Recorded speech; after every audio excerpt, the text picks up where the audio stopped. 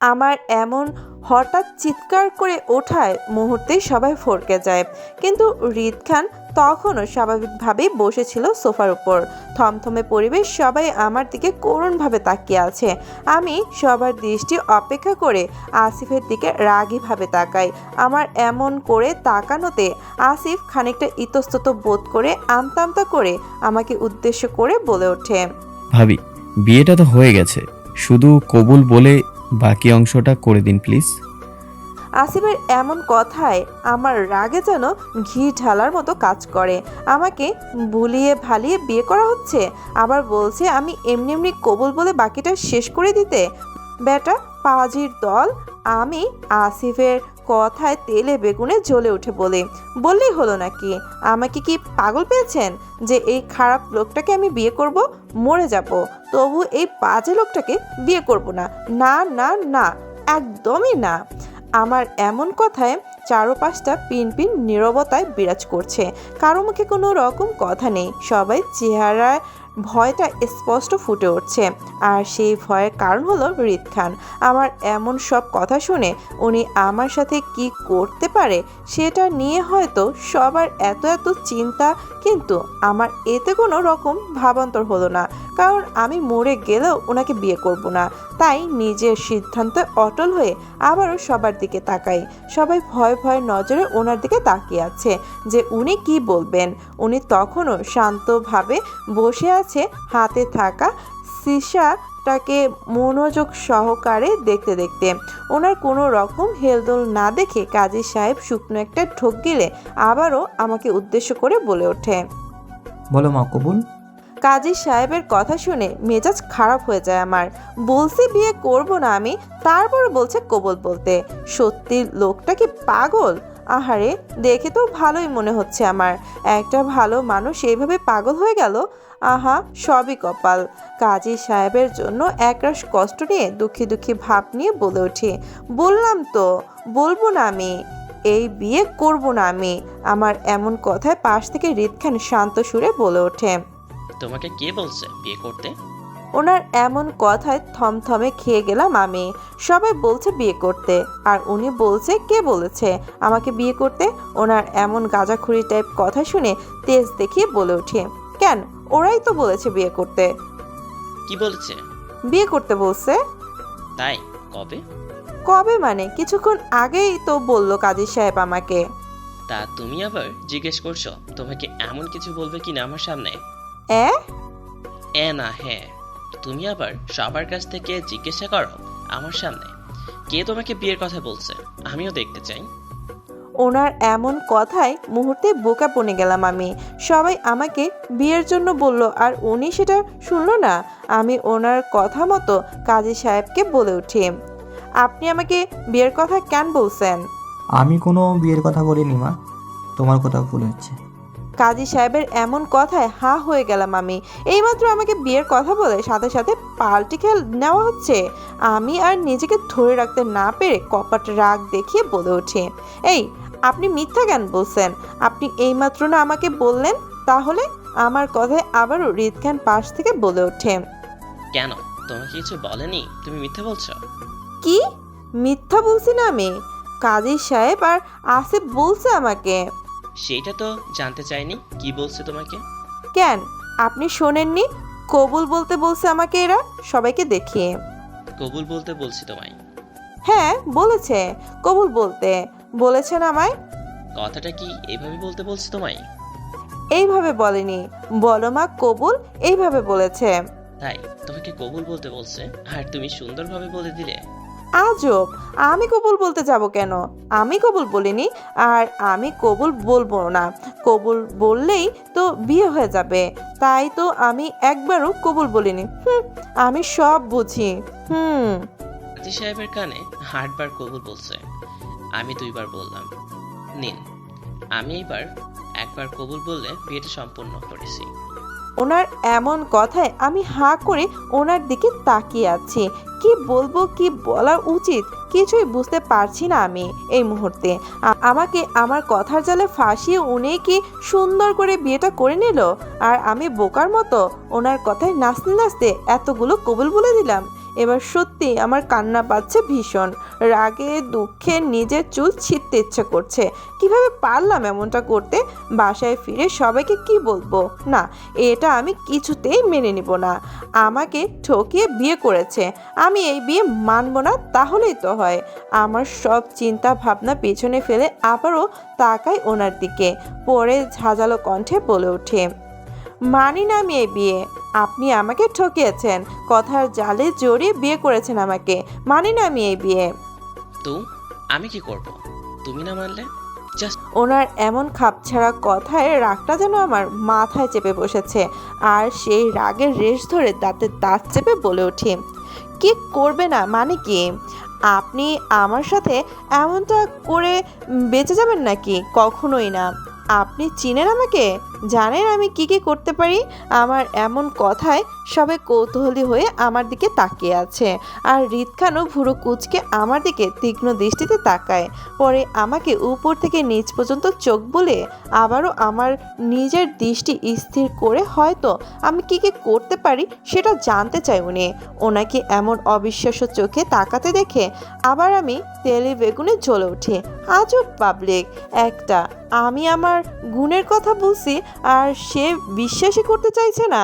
তাই আবারও তেজ দেখিয়ে বলে উঠি, আপনার এমন করে তাকানোতে আমার গুণগুলো মিথ্যা হয়ে যাবে না। আপনি জানেন কে আমি? না মা, কে তুমি? পাশ থেকে কাজী সাহেব আদরি মাখা কথা শুনে ঘাড় ঘুরিয়ে তাকায় ওনার দিকে। উনি বেশ মনোযোগ সহকারে আমার দিকে তাকিয়ে আছে। সাথে উকিল দুটো আমাদের দিকে এতটা আগ্রহর সহিত তাকিয়ে থাকতে দেখে আমিও বেশ ইমোশনাল হয়ে পড়ি মুহূর্তেই। কেউ আমাকে জানতে চায়, আমার গুণগুলোকে জানতে চায়। কথাটা ভাবতেই আমার মন খুশিতে চকচক করে ওঠে। এতক্ষণ কি কি হয়েছে আমি মুহূর্তেই সব ভুলে গিয়ে আসর জমায় কাজী সাহেবের সাথে। আমি কি কি করতে পারি সেটা জানতে চাই সবাইকে। তাই আমি খুশি হয়ে আবারও ওনাদের সামনের চেয়ারটা দু পা ভাঁজ করে বসে পড়ে সাথে সাথে বলে ওঠে, আপনি শুনবেন আমার গুণের কথা? হ্যাঁ মা, শুনবো, তুমি বলো। কাজী সাহেবের কথায় আমি খানিকটা ভাব নিয়ে হৃদ খানের দিকে এক পলক তাকিয়ে উনি তখনও আমার দিকে তীক্ষ্ণ দৃষ্টিতে তাকিয়েছিল। হয়তো কি বলতে চাই সেও শুনতে চায়। আমি ওনাকে এমন করে তাকাতে দেখে আমার মনের সুপ্তি অনুভূতিগুলো মাথা নাড়া দিয়ে ওঠে। আর সাথে সাথেই বলতে থাকে, এই সুযোগ এই হৃদ খানকে ভয় দেখানোর, নিজের সম্পর্কে সব ভালো ভালো গুণ প্রকাশ করার। নিজের এমন সব চিন্তাভাবনায় মনে মনে স্থির করে সামনের দিকে তাকিয়ে কাজী সাহেবকে উদ্দেশ্য করে বলে ওঠে, আপনি জানেন আমি কি কি করতে পারি? আমার গায়ে কত শক্তি সঞ্চয় আছে। আর সেই শক্তি দিয়ে আমি আপনার টেবিলের উপর সব কিছু ফেলে দিতে পারবো। আপনার সবগুলো কাগজপত্র জানেন আপনি? না মা। মা, জানেন না আপনি? ও, জানবেন কি করে দুঃখী হয়ে? আমি তো আপনাকে বলেইনি আমার সব গুণের কথা। আপনি জানেন আমাদের বাড়িতে যে বাগানটা আছে না, সেখানে অনেক বড় বড় গাছ আছে। আমি এক কূপেই কেটে ফেলি। ভাব নিয়ে আমার গায়ে অনেক শক্তি আছে। আর আপনি জানেন একদিন আম্মু আমার এমন সব গুণে গুণান্বিত হয়ে আমাকে সারা বাড়িতে মারার জন্য ছুটতে বেড়েছিল। আল্লাহ, কি সাংঘাতিক ছিল দিনটা। কোনো রকম জানে বাঁচিয়েছিলাম আম্মু হাত থেকে সেদিন। কেন মারতে চেয়েছিল উনি? আমি নাকি তার বড় বড় গাছ কেটে ফেলে দিয়েছি। আজব পাবলিক। আমি তো আমার শক্তিগুলো বাহিরের সবার কাছে প্রকাশ করেছিলাম আম্মু বাগানের গাছগুলো কেটে। আর সেটাই বুঝতে পারলো না আম্মু। আহা, আমার কি কষ্ট। ইস, আপনার দেখার দরকার ছিল আমি কি কি কাটতে পারি সেটা। আর কি কি হতে পারে মা? আম্মু বড় বড় লাউ গাছ, কুমার গাছ, সিম গাছ, কচু গাছ, বেগুন গাছ সব কয়টাকে আমি এক কোপে ফালি ফালি করতে পারি। সাথে ভাইয়ার টবে লাগানো চারা গাছগুলো আছে না আমাদের বাড়িতে, ওইগুলো আমি এক কোপে কেটে ফেলি ক্যাচ ক্যাচ শব্দ করে। মাশাল্লাহ, তুমি সর্বগুণে গুণান্বিত মা। আরে আপনি জানেন আমি আরো অনেক কিছু পারি। দুহাত প্রসারিত করে দেখিয়ে আমার সব গুণের কথা শুনলে আপনি এখান থেকে নড়তেই চাইবেন না। আর আমাকে আর কিছু বলতে না দিয়ে পাশ থেকে হৃদ খান দাঁতের তাঁত চেপে ধরে বলে ওঠে, জাস্ট শ্যাট আপ। তুমি আমার ধৈর্যের পরীক্ষা নিয়েছ সেই শোয়ার থেকে। আমি কিন্তু এবার তোমাকে ছাড় দিব না। ওনার এমন ধমকে দমে যাবার পাত্রী আমি নই, আর তাই আমিও নিজের মতো করে বলে উঠি, বললেই হলো নাকি? কাজী সাহেব, আপনি ওনার কথা একদমই শুনবেন না। আসলে ওনার জলে আমার সব গুণের কথা শুনে সবার আমার গুণগুলো দেখলেই জ্বলে ওঠে, তাই ওনারও জ্বলে পুড়ে যাচ্ছে ভেতর ভেতর। আর সেই পোড়ার আগুন এখন ওনার চোখে ভেসে উঠছে। তাই তো দেখছেন না আমাকে কেমন লাল লাল চোখে দেখাচ্ছে। আমি বুঝি না, বুঝি, আমি সব বুঝি। আসলে আমার ট্যালেন্টগুলো ধামাচাপা দেওয়ার চেষ্টা আছেন এই লোকের। আমিও আজ থামবো না, আমার সব গুণ সবার সামনে আজ প্রকাশ করেই ছাড়বো। তার আগেই কোনো থামাথামি নাই। আমার কষ্টটা কেউ বুঝতে চায় না। সত্যি মা, তোমার এত কষ্ট দেখে আমার চোখে জল চলে এসেছে। তুমি বলো মা, আমি শুনতে চাই তোমার সর্বগুণের কথা। কাজী সাহেবের চোখে আমার জন্য পানি দেখে মুহূর্তে আমি আরও ইমোশনাল হয়ে পড়ি। আমার কষ্টে শোকাহত হয়ে একজন মুরব্বী মানুষ চোখে জল ফেলছেন। সত্যি আমার এত এত কষ্ট আমি কোথায় রাখবো? না, আমার রাখার কোনো জায়গাই নেই। এটাও আমার একটা কষ্ট। আসলে আমি কষ্টের দেবী হয়ে গেছি। এখন সবাই আমাকে দেখলেই বলবে, ওই দেখ কষ্টের দেবী যাচ্ছে। ইস, আমার এত কষ্ট কেন? আমি দুঃখ দুঃখ ভাব নিয়ে কাঁদো কাঁদো স্বরে কাজী সাহেবকে উদ্দেশ্য করে বলে উঠি, প্লিজ আপনি কাঁদবেন না কাজী সাহেব। আপনি কাঁদলে আমি আর নিজেকে ধরে রাখতে পারবো না। আসলে আমি একটু বেশি ইমোশনাল তো, তাই আমারও কান্না চলে আসবে। একদম হাত পা ছড়িয়ে ছিটিয়ে কান্না করে বসবো কিন্তু আমি। তখন কিন্তু ওনার ভাঙা লাল বালতিটাও হবে না আমার চোখের পানি। আসলে আমি অনেক কান্না করতে পারি তো, তাই আমার এমন কথা যেন কাজী সাহেব মুহূর্তে আরও এক ধাপ বেশি ইমোশনাল হয়ে পড়লেন। আর সেই ইমোশনাল ধাপটার রেশ ধরে নিজের চোখের জল মুছতে মুছতে বলে ওঠে, মা, তুমি সত্যি আমার জন্য এতটাই ভাবছো? আর কাঁদতে চাইবো না আমি। তুমি বলো মা, আমি সব শুনবো। কাজী সাহেবের কথা শেষ করার পরে আমি কিছু বলার আগে পাশ থেকে খারাপ লোকটা খানিকটা চেঁচিয়ে আমার উদ্দেশ্যে বলে ওঠে, পুথ অফ ইউর শ্যাট আপ। আর একটা কথা নয়, আর যদি একটা শব্দ কানে আসে তো I will kill them. So কোনো কথা নয় আসিফ, এটাকে বাইরে নিয়ে যা তো, বড্ড মাথা খাচ্ছে আমার। ওনার এমন রাগে রাগে ধমকে মুহূর্তে দমে যায় আমি। চুপসে যায় ফেস নিয়ে এক পলক ওনাকে দেখে আবারও কাজী সাহেবের দিকে তাকায়। উনি বেশ ধুকে ধুকে ভাব নিয়ে বসে আছে আমার দিকে তাকিয়ে থেকে হয়তো আমার বাকি গুণের কথাগুলো শুনতে না পেরে কষ্ট পাচ্ছেন এই মুহূর্তে। আমি ওনার মনের অবস্থা বুঝতে পেরে চেয়ারে বসে অবস্থায় সামনের দিকে হালকা ঝুঁকে মুখের সাইডে এক হাত রেখে সবার সামনে আস্তে করে বলে ওঠে, কষ্ট পাবেন না কাজী সাহেব, আমি আপনাকে পরে আমার সবটা শোনাবো, প্রমিস। বলেই ঠিকঠাক হয়ে বসে নিজের চেয়ারে। আমার এমন করে বলাতে সবাই হাঁ করে আমার দিকে তাকিয়েছিল।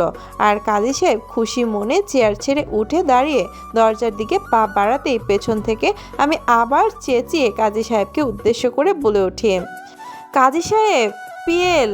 আমার এমন কথায় উপস্থিত সবাই ভ্যাবাচাকা খেয়ে গেল। গোল গোল চোখে তাকিয়ে আছে আমার দিকে। আর কাজী সাহেব আমার কথার মানে বুঝতে না পেরে কনফিউজড হয়ে প্রশ্ন করে বলে ওঠে, পিএল কি মা? পায়ে লাগু সালাম করলাম আর কি, শর্টকাট রাস্তা, পিএল। মাশাল্লাহ, বেঁচে থাকো মা। সর্বগুণে গুণান্বিত তুমি মা। মনটা ভরে গেছি আজ তোমার সাথে কথা বলে। আসি মা। চেয়ারে ঘাপটি মেরে বসে আছি আমি, আর আমার সামনে বসে আছে উনি, মানে দ্য ভিলেন অফ হৃদ খান। ভিলেন বললেও কম হবে, বেটা যা ব্যাপারে লোক। উনি আমার সামনে গভীর মুখে বসে আছে তীক্ষ্ণ দৃষ্টিতে আমার দিকে তাকিয়ে থেকে। আমি ওনার এমন দৃষ্টির মানে আপাতত বুঝে উঠতে পারছি না, তবে ওনাকে দেখার মনে হচ্ছে উনি আমাকে নিয়ে খুবই বিরক্ত। আর ওনার এই বিরক্তিটা প্রকাশ পাচ্ছে ওনার সুন্দর চেহারায়। বিরক্তির রেশ ধরে সে কখন থেকে আমাকে তীক্ষ্ণ দৃষ্টিতে দেখে চলেছে। তখন কাজী ও উকিল দুটোকে নিয়ে যাওয়ার পরপরই উনি এসে আমার সামনে চেয়ার টেনে বসে পড়ে। আর সেই তখন থেকে বসে বসে আমাকে দেখেই চলেছে তীক্ষ্ণ দৃষ্টিতে। এমন একটা ভাব যেন এই মুহূর্তে আমার একটা মূর্তি বানাবেন, উনি ঠিকঠাকভাবে না দেখলে কিছু একটা মিস হয়ে যাবে। আর আমার ঠেকা পড়ছে ওনার এমন দৃষ্টি পর্যবেক্ষণ করতে। তাই আমি নিজের মতো করে চেয়ারের উপর 2 পা ভাঁজ করে চেয়ারটা এলিয়ে দিয়ে এক হাতে গালে রেখে বেশ মনোযোগ সহকারে অন্য হাতের নখগুলো খুঁটিয়ে খুঁটিয়ে দেখছি। মাঝে মাঝে আর চোখে ওনাকে দেখছি ব্যাটার কি পরিবর্তন হলো কিনা দেখার জন্য। কিন্তু বরাবরই ওনার কোনো হেলদোল নেই, তাই নিজের কাজে বেশ মনোযোগী হলাম আমি। এমন একটা ভাব যেন আমার চোখের সামনে আমার হাতের নখ ছাড়া অন্য কিছুই দেখতে পাচ্ছি না আমি ওনার এমন দৃষ্টি অপেক্ষা করে নিজের হাতের নখ দেখতে দেখতে বলে ওঠে, ইস, আমার হাতের নখগুলো কি সুন্দর, প্রেমে পড়ার টাইপ। আমার পঞ্চ বান্ধবীরা তো সেই ক্র্যাশ খেয়েছে আমার নখের উপর। ইস, এত সুন্দর নখ কিভাবে হয় মানুষের! আল্লাহ, আমি তো ফিদা হয়ে গেলাম আমার নখের উপর। কথাগুলো বলেই আবারও আর চোখে ওনার দিকে তাকাই। উনি আমার দিকে এবার কপাল কুঁচকে তাকিয়ে আছে। আমার উপর বিরক্তিটা যেন ওনার চোখে মুখে এবার গড়াগড়ি খাচ্ছে। আমি এবারও ওনাকে এক পলক দেখে নিয়ে নিজের মতো করে বলে ওঠে, ইস, আমার দামি দামি পা দুটো কি সুন্দর! আহারে, আমি তো দেখিনি আমার পায়ের নখগুলো কি সুন্দর! বলেই খুঁটিয়ে খুঁটিয়ে দেখতে লাগলাম বেশ মনোযোগ সহকারে। এমন একটা ভাব যেন পার্লারে বসে আছি আমি। এবার আমি আরও কিছু বলতে যাব, তার আগেই উনি আমার সামনে থেকে দাঁতে দাঁত চেপে আমার দিকে রাগী দৃষ্টিতে তাকিয়ে থেকে বলে ওঠে, জাস্ট শাট আপ। তুমি কি জন্ম থেকে তার ছেঁড়া টাইপ, নাকি কোনো অ্যাক্সিডেন্টের ফল? তার ছেঁড়া টাইপ মানে কি? মানে তুমি কি জন্মসূত্রই এমন? কেন, কোনো সন্দেহ আছে নাকি আপনার? আনবিলিভেবল। আমার তোমাকে 4 ঘন্টা সহ্য করতে জান চাই। যা অবস্থা, তোমার ফ্যামিলি তোমাকে এত বছর টরেন্ট করছে কিভাবে? এই, আপনি কি আমাকে কোনো রকমভাবে অপমান করছেন না তো আমাকে তার ছেঁড়া বলে? কোনো সন্দেহ আছে? আমি পাগল? আমি জানি তুমি পাগল, আমাকে আর বলতে হবে না। আরে না, আমি বলতে চাচ্ছি আপনি বলতে চাচ্ছেন আমি পাগল। কেন, তুমি নাও? না, একদমই না, আমি পাগল না। তাই পাগলেরা সবসময় এমন কথাই বলে, আমি পাগল না। ওনার এমন কথায় কনফিউজড হয়ে বলে ওঠে, সত্যি তাহলে আমি পাগল? আমি তো সেটাই বলছি, তুমি পাগল।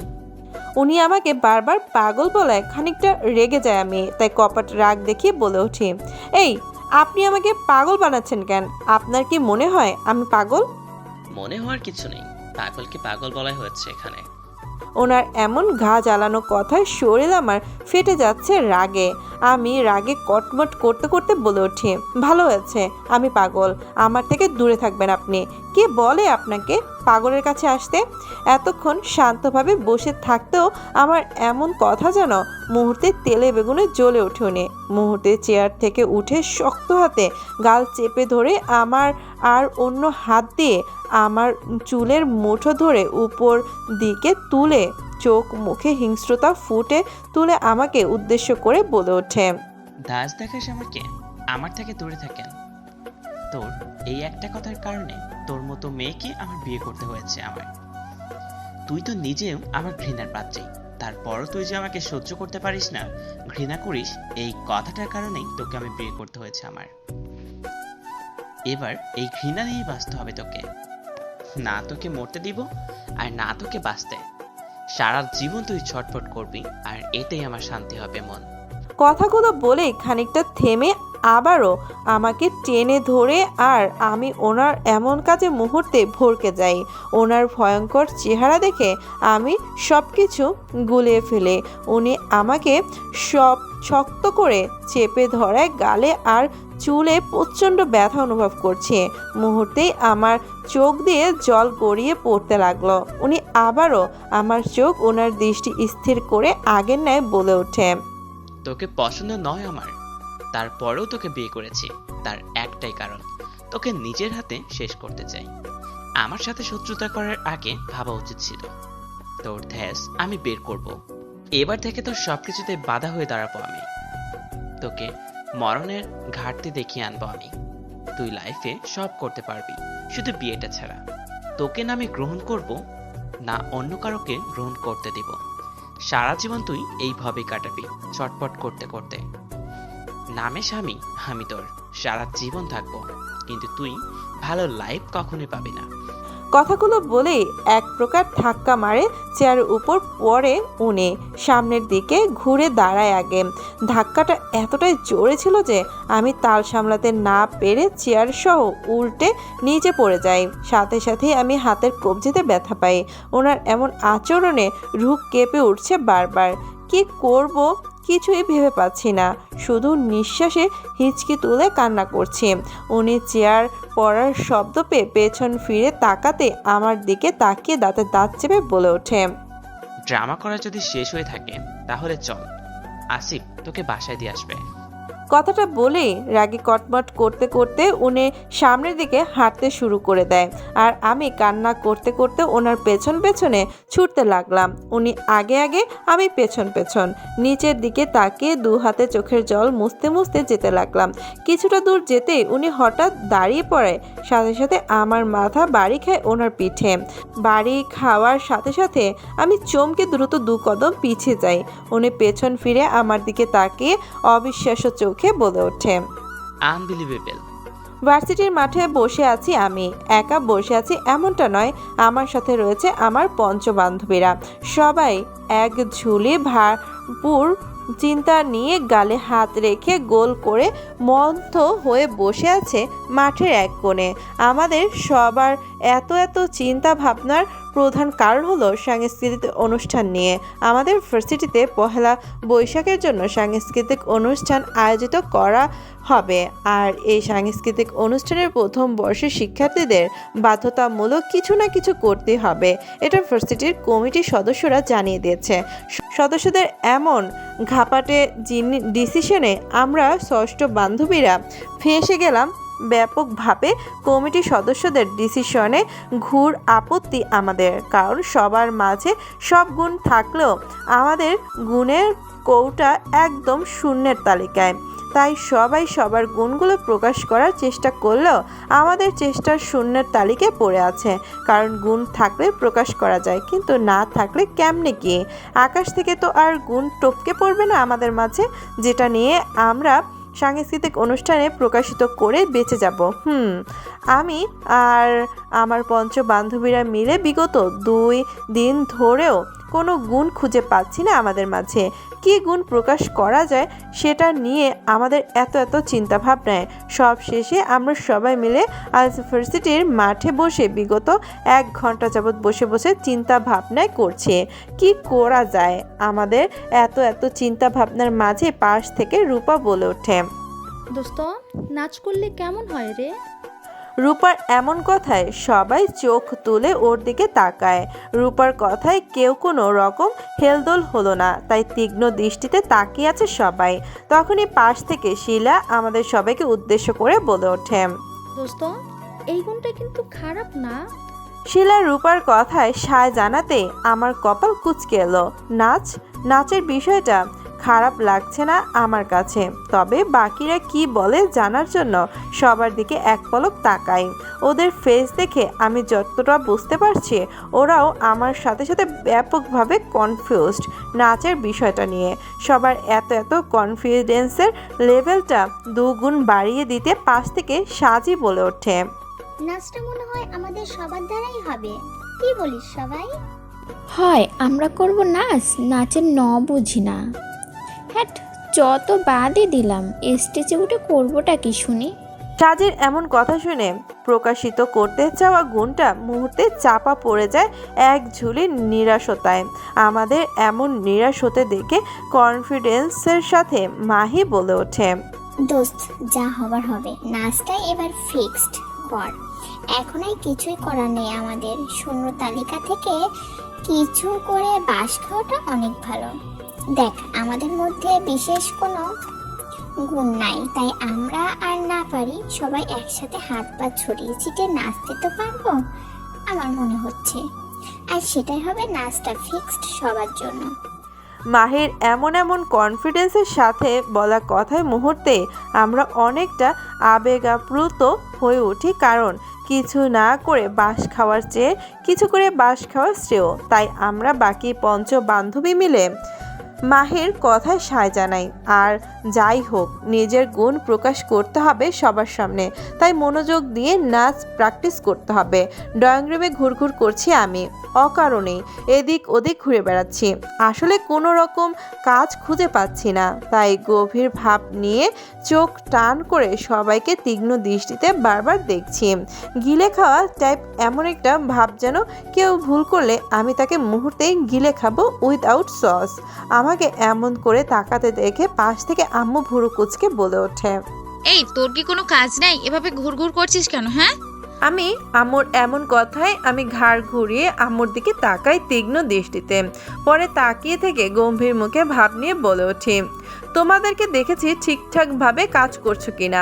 আমার এমন কথায় তেলে বেগুনে জ্বলে ওঠে আম্মু আমার, আর সেই তেলে বেগুনের ভাবটা নিয়ে আমাকে উদ্দেশ্য করে বলে ওঠে, আচ্ছা আমাদের কাজ দেখতে এসেছিস তুই? সারাদিন তোকে দিয়ে আমি একটা পাতাও ছেঁড়াতে পারি না, আর তুই এসেছিস আমাদের কাজের হিসাব নিতে? আম্মুর এমন কথায় কপাল কুঁচকে গেল আমার। আজব পাবলিক, কাজ কাম না করে বসে বসে পাতা ছিঁড়তে হবে আমাকে? পাতা ছিঁড়বো? এত ব্যস্ত মানুষ আমি, আর আমাকে বলছে পাতা ছিঁড়তে? কেমন পাবলিক! আর যদি আমার পাতা না ছেঁড়া নিয়ে এত মাথা ব্যথা হয়, তাহলে আমাকে আগে বললেই হতো।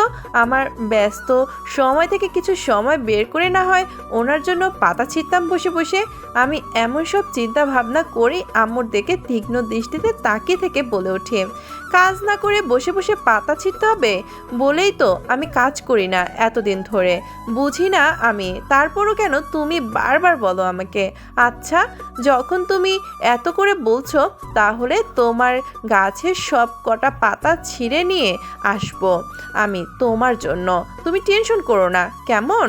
আমার এমন কথায় তেলে বেগুনে জ্বলে ওঠে আম্মু আমার, সাথে আমাকে রাগ দেখিয়ে উচ্চ স্বরে বলে ওঠে, এই একদম আমার গাছের দিকে নজর দিবি না তুই। তোর জন্য আমি একটা গাছও ঠিক করে রাখতে পারি না। তুই কি ঠিক করে রেখেছিস কখনো? মানুষ হবি না? আম্মুর কথা শুনে আহত হলাম আমি। আমাকে মানুষ মনে হচ্ছে না আম্মু? আল্লাহ, তাহলে আমি কে? আচ্ছা, আমি এলিয়েন নয় তো? হ্যাঁ, আমি এলিয়েন হয়ে গেছি। এর জন্যই তো আম্মু আমারকে মানুষ মনে হচ্ছে না। ইস, আমি এলিয়েন! আহা, কি সুখ আমার! আচ্ছা, আমার মাঝে কি এলিয়েন বিষয়ে কোনো জাদু টাদু চলে আসলো না তো? কথাটা ভাবতেই আমি চমকে উঠি। হায় হায়, আমি তো তাহলে সত্যি সত্যি মহা এলিয়েন হয়ে গেলাম। আমি এলিয়েন হয়ে গেলাম কথাটা ভাবতে খুশিতে মন নেচে ওঠে মুহূর্তে। আর আমি সেই নেচে ওঠা মনটা নিয়ে বুক ফুলিয়ে ভাব নিয়ে এক পলক ভাবে, আর আব্বু আম্মুকে দেখে ভাব নিয়ে বলে ওঠে, এলিয়েনরাও কখনো মানুষ হতে পারে না। আমার এমন কথায় আম্মু ভাবে মুহূর্তে কপাল কুঁচকে এলো আমার দিকে তীক্ষ্ণ দৃষ্টিতে তাকিয়ে থেকে আম্মু আমার বলে ওঠে, এখানে এলিয়েন আসলো কোথায় থেকে? আম্মুর এমন কথায় আমি ভাব নিয়ে বলি, কেন, সামনেই তো দাঁড়িয়ে আছি আমি। আমার এমন কথায় পাশ থেকে ভাবি অবাক হওয়ার সুরে বলল, তুই এলিয়ান হলি কবে থেকে? ভাবিকে অবাক হতে দেখে আমি আরও দ্বিগুণ ভাব নিয়ে বুক ফুলিয়ে বলে উঠি, যবে থেকে তোমাদের আমাকে মানুষ বলে মনে হচ্ছে না, ঠিক তখন থেকে আমি শিওর হলাম আসলে আমি মানুষ হতেই পারি না। আমি একটা এলিয়েন। আমার আগে বোঝা উচিত ছিল, এত গুণ সম্পূর্ণ মেয়ে মানুষ হতেই পারে না। সবাই আমাকে বলে না আমি নাকি ইউনিক পিস, একদম আলাদা টাইপের। আমি তখনও বুঝতে পারিনি, কিন্তু আজ আমার কাছে সবটা পরিষ্কার। তুমি বলো আমাকে কি করতে হবে? আমি যেহেতু এখন এলিয়েন হয়ে গেছি, তাই আমার আরও বেশি শক্তি সঞ্চয় হয়েছে। তাই এখন আমি সেগুলো সবার সামনে প্রকাশ করতে চাই। আমার কথায় আম্মু মুহূর্তেই বোকা বনে যায় আর সে বোকা ফেস নিয়ে আমাকে বলে ওঠে, আমি বলতেই তুই অমনি এলিয়েন হয়ে গেলি? হ্যাঁ, তুমি তো আমার এলিয়েন হওয়ার রূপটার সাথে পরিচয় করে দিলে আজ। আমার এত গুণ আমি কোথায় রাখবো বলো তো? দাঁড়াও, আমি তোমাকে আমার নতুন এলিয়েন রূপের শক্তিটা প্রদর্শন করছি। কথাগুলো বলেই আশেপাশে চঞ্চল দৃষ্টিতে তাকিয়ে কিছু একটা খুঁজে চলছি, যেটার মাধ্যমে আমি আমার এলিয়েন হয়ে বিষয়টা তুলে ধরতে পারবো, সাথে আমি আমার নতুন শক্তিগুলো প্রকাশ করতে পারবো। এমন সব চিন্তা ভাবনার মাঝেই চোখ পড়লো ড্রয়িং রুমের কর্নারে রাখা ফুলের টপের উপর। আমি দ্রুততার সঙ্গে গিয়ে ফুলের টপটা হাতে নিয়ে উপরে তুলতে পেছন থেকে আম্মু চিৎকার করতে করতে বলতে থাকে, মায়া, এটা ভাঙিস না, তোর শক্তি দেখা হয়ে গেছে আমার। মায়া! আম্মু বলতে বলতে আমি ঠাস করে ফুলের টপটা ফ্লোরে আছাড় মেরে ভেঙে দিলাম। নিজের শক্তির প্রমাণ দিতে পেরে খুশিতে চকচক করে উঠে আমি। আর সেই খুশি হওয়ার ভাব নিয়ে হাসি মুখে পেছনে ফিরতেই চোখ পড়লো আমার আম্মুর রাগী হওয়া ফেসটার দিকে। আম্মু রাগে ফুসফুস করছে আমার দিকে তাকিয়ে থেকে। আমি আম্মুকে এমন করে থাকতে দেখে মুহূর্তে চুপসে যাই। আমি আরও কিছু বলতে যাব, তার আগেই আম্মু পাশ থেকে ঝাড়ু হাতে দৌড়ে আসছে আমার দিকে। আমি আম্মুকে ঝাড়ু হাতে নিতে দেখে দৌড় লাগাই বাহিরের দিকে, আমাকে আর পাইকে। পয়লা বৈশাখ মানেই বাঙালিদের মাঝে বাহারি রঙের পোশাকের সাথে সাথে একরাশ আনন্দ নেমে আসে সবার মাঝে। সবাই নিজের আনন্দ মতো রঙ্গ সাজিয়ে থাকে। যদিও পহেলা বৈশাখের প্রধান রং লাল সাদা, কিন্তু আমরা বাঙালিরা নিজেকে ভিন্ন রকম রঙে সাজিয়ে থাকি, যেমন সবুজ, কালো, লাল, সাদায়। সবার মাঝে রঙের তুলি ভিন্ন থাকলেও খাবারের ঝুলির মিল রয়েছে আদিমকাল থেকেই। আজ পহেলা বৈশাখ। আমাদের ভার্সিটিতে সাংস্কৃতিক অনুষ্ঠান আয়োজন করা হয়েছে। ভার্সিটির সকল শিক্ষার্থীর মধ্যে ছেলেরা পাঞ্জাবি আর মেয়ে শাড়িতে রাঙিয়েছে নিজেকে। চারদিকে যেন আনন্দের আমেজ হই হুল্লোড়ে মেতে উঠেছে সবাই। আর সেই আনন্দের সাথে পাল্লা দিয়ে মেতে উঠেছে আমরা ষষ্ঠ বান্ধবীরা। সাদার মধ্যে লাল পায়রের শাড়ি পরেছি আমরা সবাই। খোলা চুল, চোখে গাঢ় কাজল, ঠোঁটে সিঁদুর লাল লিপস্টিক, পায়ে আলতা, হাত ভরপুর লাল কাচের চুড়ি। সব মিলিয়ে ঠিকঠাক আমরা সবাই।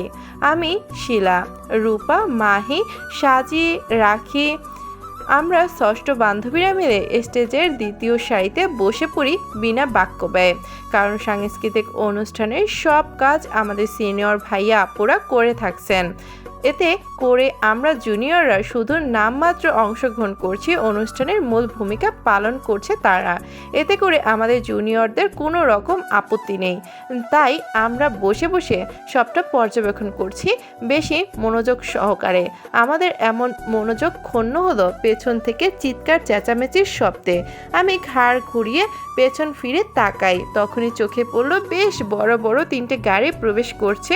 গাড়িগুলো দেখে আমি খানিকটা নড়ে চড়ে উঠে কৌতূহল হয়ে বেশ মনোযোগ সহকারে তাকাই গাড়িগুলোর দিকে। কিন্তু আমার এমন করে তাকানোতে তেমন একটা সফল হতে পারিনি আমি, কারণ আমার থেকে গাড়িগুলো অনেকটাই দূরে হওয়ায় কিছু স্পষ্ট দেখতে পাচ্ছি না আমি। সাথে বড় আপু ভাইদের ভিড় থাকায় গাড়ি থেকে নামা প্রধান অতিথিকেও দেখা যাচ্ছে না বিন্দুমাত্র। আমাদের ভার্সিটির প্রধান অতিথি কে আমি তা জানি না, তাই উকি বারবার উকি ঝুঁকি মেরে কিছুই দেখতে না পেয়ে আহত মনে ঘুরে বসি আমি।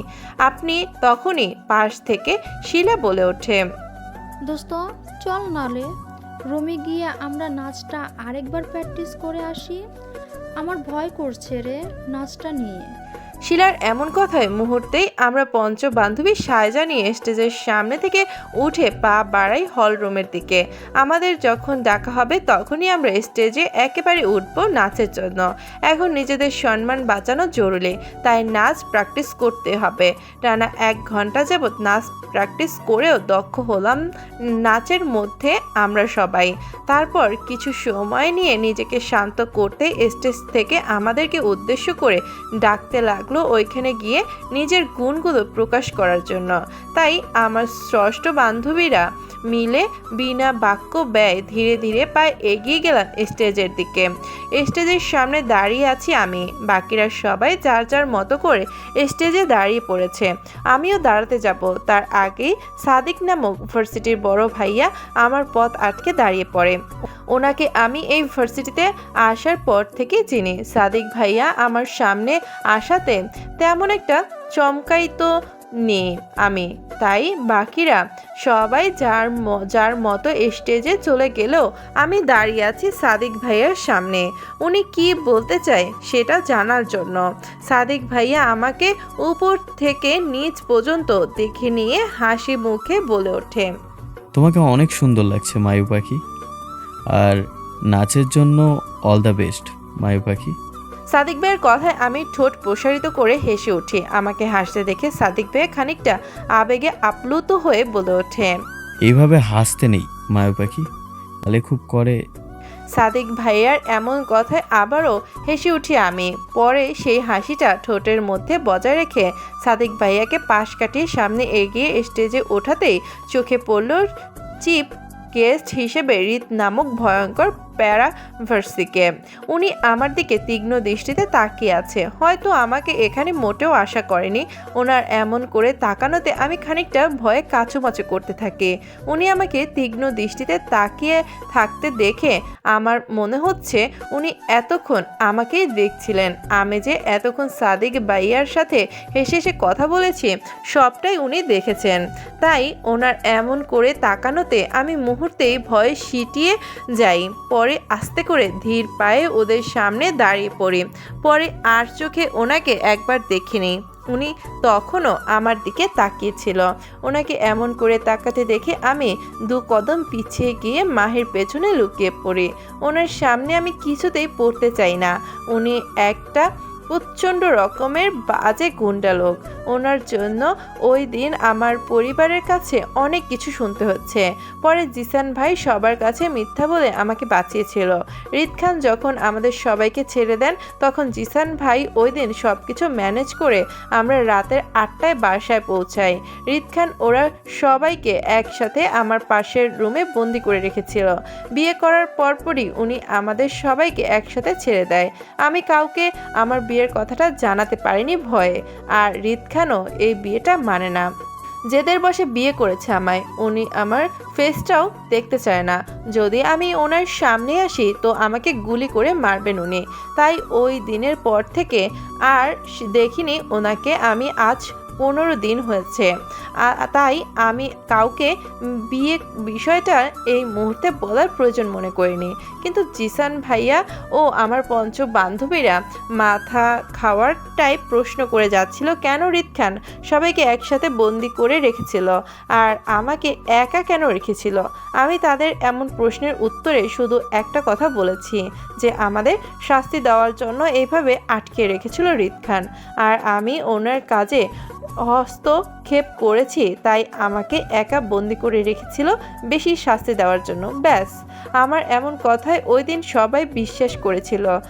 আর জিসান ভাইয়া আমাকে বাসায় এনে পরিবারের সবাইকে বলে উনি সারা দিন আমার সাথে ছিল। জিসান ভাইয়ের কথা ওই দিন আমি বেঁচে গেলাম আম্মুর হাত থেকে।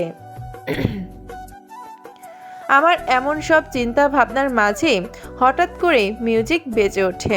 মিউজিকের শব্দে আমি চমকে উঠি। সাথে সাথে চারপাশে চোখ বুলিয়ে বুঝতে পারি আমাদের এখন নাচতে হবে। আর রিত নামক প্যারাভার্সিকে দূরে ঠেলে নিজের নাচে মনোযোগী হই। সম্পূর্ণ নাচ সম্পূর্ণ সুন্দরভাবে কমপ্লিট করে রিদ খানের চোখের সামনে থেকে পালানোর জন্য ওনার দিকে তাকিয়ে স্টেজ থেকে দ্রুততার সঙ্গে নামতে গিয়ে আবারও সামনে এসে সাদিক ভাইয়া উনি সবার সামনে আমার হাত টেনে হ্যান্ডশেক করার জন্য ধরে বসে কংগ্রাচুলেশন জানাতে। আমি বোকার মতো তাকিয়ে আছে ওনার দিকে। পরে ভদ্রতা বজায় রাখতে জোরপূর্বক হাসি দিয়ে ওয়েলকাম জানিয়ে ঘাড় ঘুরিয়ে পেছন ফিরে রিদ খানের দিকে তাকাই। সাথে সাথে চোখ পড়ল রক্তের টকবগে ওঠা ওনার চোখ দুটো। চোখে মুখে হিংস্র ফুটে আছে ব্যাপকভাবে। ওনাকে এমনভাবে রাখতে দেখে আমি সাথে সাথে আটকে উঠি। ওনার এমন হঠাৎ রাগের কারণ আমি বুঝতে পারছি না, আর উনি রেগে গেলে কতটা ভয়াবহ হতে পারে তা আমি জানি। তাই ওনার সামনে কোনোভাবেই আর পড়তে চাই না। ওনার এমন নজর থেকে বাঁচার জন্য কোন দিকে আর না তাকিয়ে সাদিক ভাইয়াকে রেখে দৌড় লাগাই হল রুমের দিকে। আর যাই হোক না কেন কোনোভাবেই রিত নামক ভিলেনের সামনে আসা যাবে না, তাই চুপচাপ গিয়ে হল রুমে লুকিয়ে পড়লাম। আমার এমন করে লুকানো কারোর জন্য এতটা সুবিধা বয়ে আনবে জানলে এই জন্মেও লুকানোর প্ল্যানিং করতাম না। রিদ খানের থেকে বাঁচার জন্য তখন পালিয়ে এসে ভার্সিটির হল রুমের টেবিলের উপর পা ঝুলিয়ে বসে পড়ি আমি। আপাতত কিছু করার না থাকলেও চুপচাপ বসে থাকতে পারছি না আমি। তাই আমার ভাঙা গলায় সতেজতার সাথে দু পা দুলাতে দুলাতে এক হাতে গান কানে রেখে অন্য হাত সোজা সামনের দিকে বাড়ি উচ্চস্বরে গান ধরে বসি। ও সুবুর কবে গেল তোর গরুর বাছুর, ও সবুর কই গেল তোর গরুর বাছুর, ও সবুর। চোখ বন্ধ করে নিজের মতো করে আমার ফেভারিট গানটা গাইছিলাম আমি।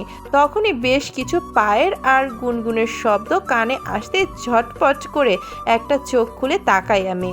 এক চোখ খোলার সাথে সাথে চোখের সামনে যা দেখলাম তাতে আশ্চর্য হয়ে আমি দ্বিতীয় চোখ খুলে ফেললাম। সাথে সাথে দুই চোখ বড় বড় করে সামনের দিকে তাকিয়ে থাকলাম অবাক হয়ে, কারণ আমার সামনে এক ভার্সিটির স্টুডেন্টরা দাঁড়িয়ে আছে। সবাই বোকা ফেস করে গোল গোল চোখে আমার দিকে তাকিয়ে থেকে আমার গান শুনছে বেশ মনোযোগ সহকারে। কিন্তু আমার ওদের সবাইকে দেখে মনে হচ্ছে বেশ জোরে চালাচ্ছে মনোযোগে হওয়ার আমার গানে কিন্তু সফলতার অর্জন করতে পারছে না কেউ। বারবার মনোযোগ হারিয়ে হেসে ফেলছে থেমে থেমে। আমি সবাইকে আমার গান শুনতে দেখে খুশিতে মনটা নেচে উঠল মুহূর্তে।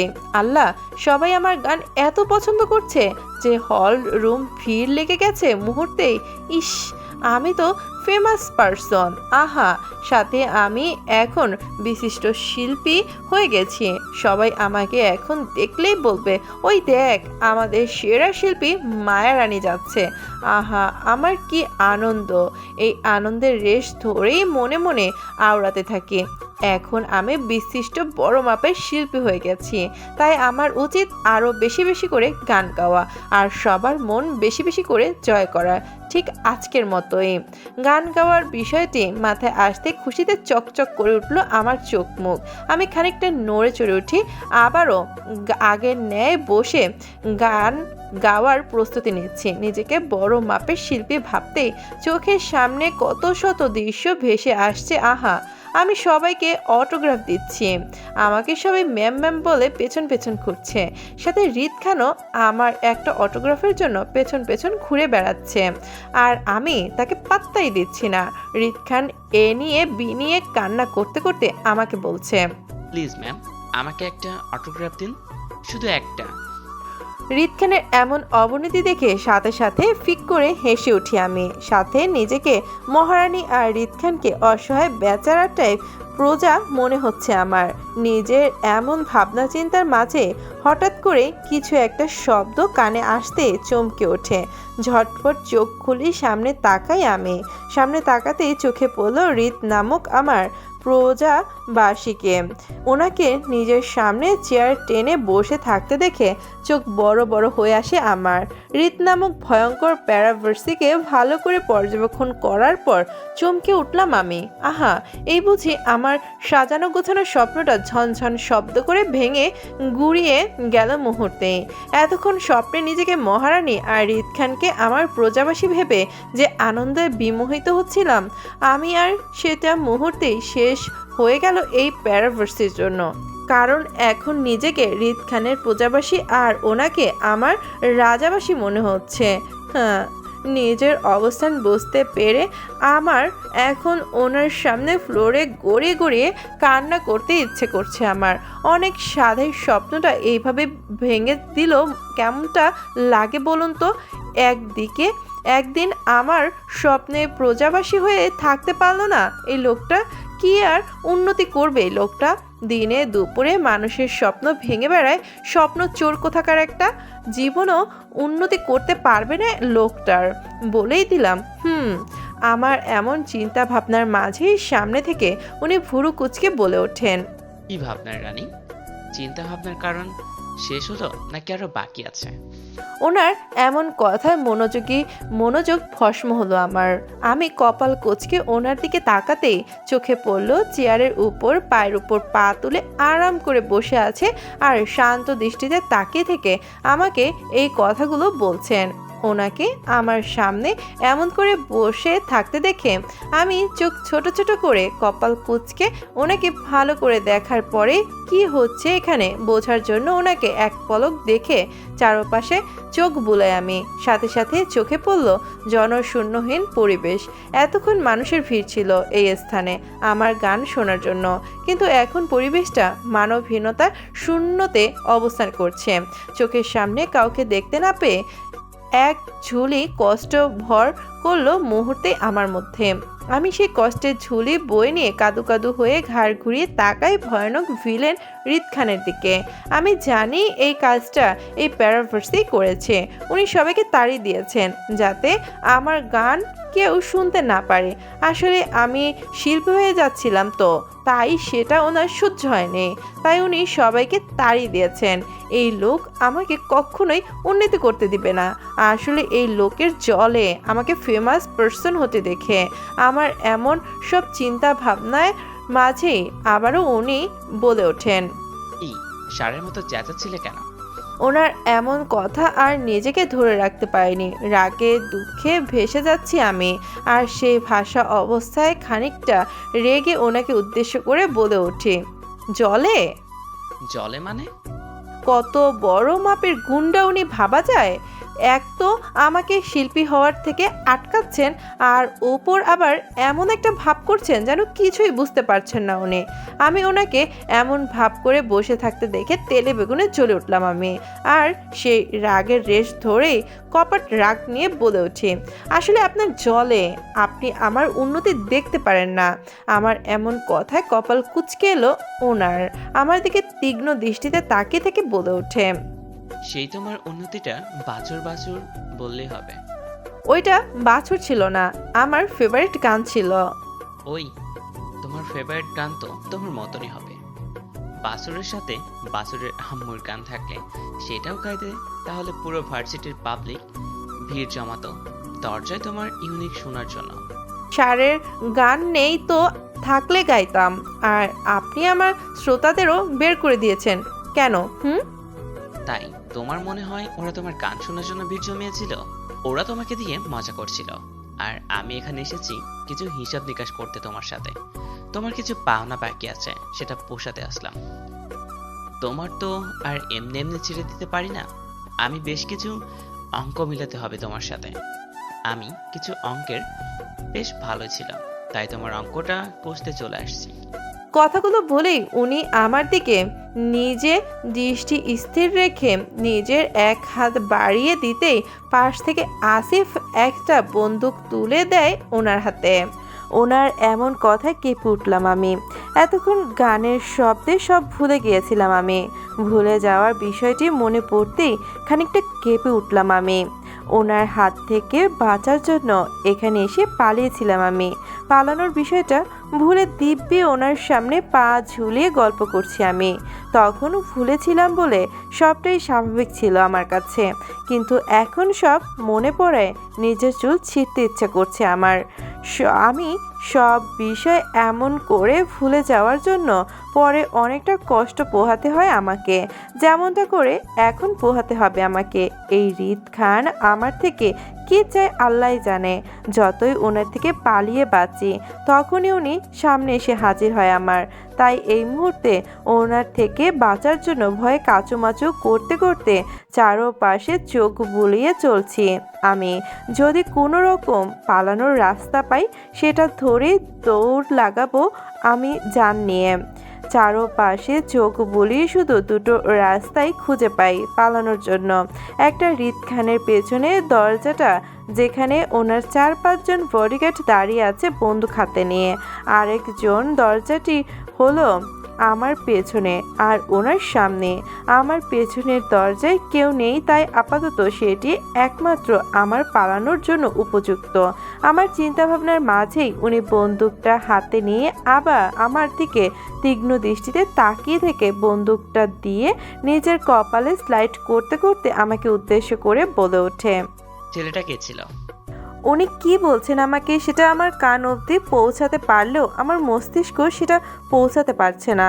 ওনার কথায় আমি মনোযোগ না হয়ে পালিয়ে যাওয়ার জন্য আস্তে করে টেবিলের উপর থেকে নেমে দাঁড়িয়ে পড়ি ওনার সামনে। আমাকে ওনার সামনে দাঁড়িয়ে পড়তে দেখে খানিকটা ঘাড় বাঁকা করে কোনা চোখে তাকায় আমার দিকে। হয়তো বোঝার চেষ্টা করছে আমি কি করতে চাইছি। আমি ওনার এমন দৃষ্টি অপেক্ষা করে ওনার সামনে দিয়ে আস্তে করে নিজের মাথা নিচু করে চুপচাপ ধীর গতিতে হেঁটে আমার পেছনের দরজা দিয়ে এগিয়ে যেতে লাগলাম। সাথে এমন একটা ভাব করছি যেন কিছুই বুঝতে পারছি না আমি, আর না কিছু শুনতে পারছি। আমাকে এমন নিজের মতো করে ওনার সামনে দিয়ে হেঁটে যেতে দেখে অনেকটা খানিকটা রেগে তাতে দাঁত চেপে ধরে বলে ওঠে, স্টপ স্টুপিড গার্ল। আমি সামনের দিকে পা বাড়াতে গিয়েও পেছন থেকে ওনার এমন চাপা সুরের ধমক পেয়ে এক পা উপর তুলে অবস্থায় দাঁড়িয়ে পড়লাম আমি জানি যদি আর এক মুহূর্ত এখানে দাঁড়িয়ে থাকি আমি, তো কাল সকালে নিউজ পেপারে প্রথম হেডলাইন থাকবো আমি। তাই কোনো দিক না তাকিয়ে হিতাহিত জ্ঞান হারায় সামনের দিকে লাগাই এক দৌড়। আমাকে আর কে পায়। আমার দৌড় লাগাতে দেখে উনিও রেগে চেয়ার থেকে লাফিয়ে উঠে আমার পেছন দৌড়াতে লাগেন আমাকে ধরার জন্য। ওনার পায়ের শব্দে আমি বুঝতে পারছি যে উনি আমার পেছনে দৌড়াচ্ছে আমাকে ধরার জন্য। ওনাকে আমার পেছনে দৌড়াতে দেখে কলিজা কেঁপে ওঠে আমার।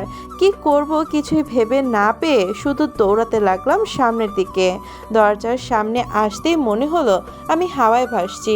নিজের অবস্থান বোঝার জন্য নিচের দিকে চোখ বুলাতেই আটকে উঠলাম আমি দৌড়ানো অবস্থায় উনি আমার পেছন থেকে এক হাতে আমার পেট জড়িয়ে ধরে উপরে তুলে ফেলে, যার কারণে আমার দৌড়ানোটা থেমে যায় মুহূর্তেই। আর আমি হাওয়ার ভাসতে থাকি। আমি পিঠ ওনার বুকে গিয়ে ঠেকে। উনি আমাকে এক হাতে আগলিয়ে দেয়ালের সাথে শক্ত হাতে চেপে ধরে। উনি আমাকে দেয়ালের সাথে চেপে ধরায় ভয়ে সিটিয়ে যায় আমি। শরীরের প্রতিটি ভাঁজ কেঁপে কেঁপে উঠছে ওনার ভয়ে। হাত পা ঠান্ডা হয়ে আসছে মুহূর্তেই। আমার কপালে বিন্দু বিন্দু ঘাম জমা হতে লাগলো। উনি আমাকে চেপে ধরা অবস্থায় পেছনে ঘুরে ইশারা করে আসিফ সহ সবাইকে চলে যেতে বলল। ওনার ইশারা পেয়ে বিনা বাক্য ব্যয় আসিফ সহ বাকি সবাই চলে যায় মুহূর্তে। আসিফরা চলে যেতেই উনি খানিকটা ঝুঁকে এসে আমার পেছন থেকে আমার কানের কাছে নিজের মুখ এনে দাঁতের দাঁত চেপে বলে ওঠে, তোর কি মনে হয় 15 দিন তুই স্বাধীনভাবে চলতে পেরেছিস বলে বাকি জীবনটা তুই সেই স্বাধীনভাবে চলতে পারবি? তোর পায়ে আমি শিকল বেঁধে দিয়েছি আমি, তুই চাইলেও পালাতে পারবি না। আমি সেই শিকলটা টেনে ধরবো বারবার। ছেড়ে যাওয়ার অপশন দেই নাই আমি কখনো। তুই আমাতেই সীমাবদ্ধ।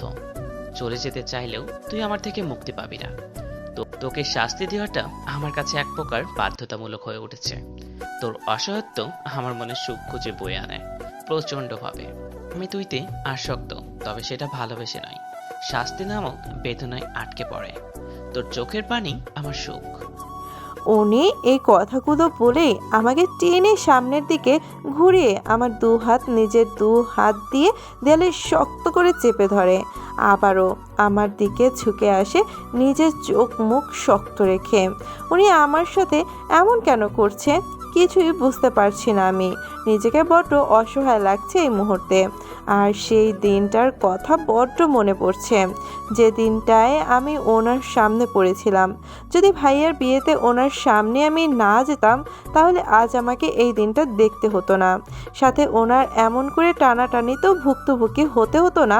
উনি রাগে রিরি করতে করতে আবারও আমার হাত দুটো দেয়ালের সাথে শক্ত করে বাড়ি মারে। ওনার এমন কাজে আমি ভয়ে চোখ মুখ ছিঁচকে হালকা শক্ত করে ফুপিয়ে ফুপিয়ে কেঁদেই চলেছি আমি। ভয় আর হাতের ব্যথায় অস্থির হয়ে উঠি আমি। উনি আমার হাত বাড়ি খাওয়ানোর সাথে সাথে আমার দু হাত ভর্তি কাচের চুড়িগুলো দেয়ালের সাথে বাড়ি খেয়ে ঝনঝন শব্দ করে সব কয়টা চুড়ি ভেঙে নিচে পড়ে যায়। বাকি কয়েকটা চুড়ি বাদে আমার দু হাতে বেশ কয়েকটা চুড়ির টুকরো ঢুকে গেছে। আর সেই চুড়ির টুকরো দিয়ে হাত থেকে গড় গড় করে অঝোর ধারায় রক্ত ভাসতে লাগলো। আমার হাতের রক্তে ওনার হাতও ভেসে যাচ্ছিল, কিন্তু সেদিকে তার কোনো হেলদোল নেই। উল্টো আমাকে আরও বেশি শাস্তি দেওয়ার জন্য চুড়ি ভাঙা উপর দিয়ে ইচ্ছে করে শক্ত হাতে চেপে ধরে চুড়ির টুকরোগুলো আরও বেশি করে ঢুকিয়ে দেয় আমার হাতে। এতে করে আমি কেঁপে উঠে উচ্চস্বরে চিৎকার করে উঠি ব্যথায়।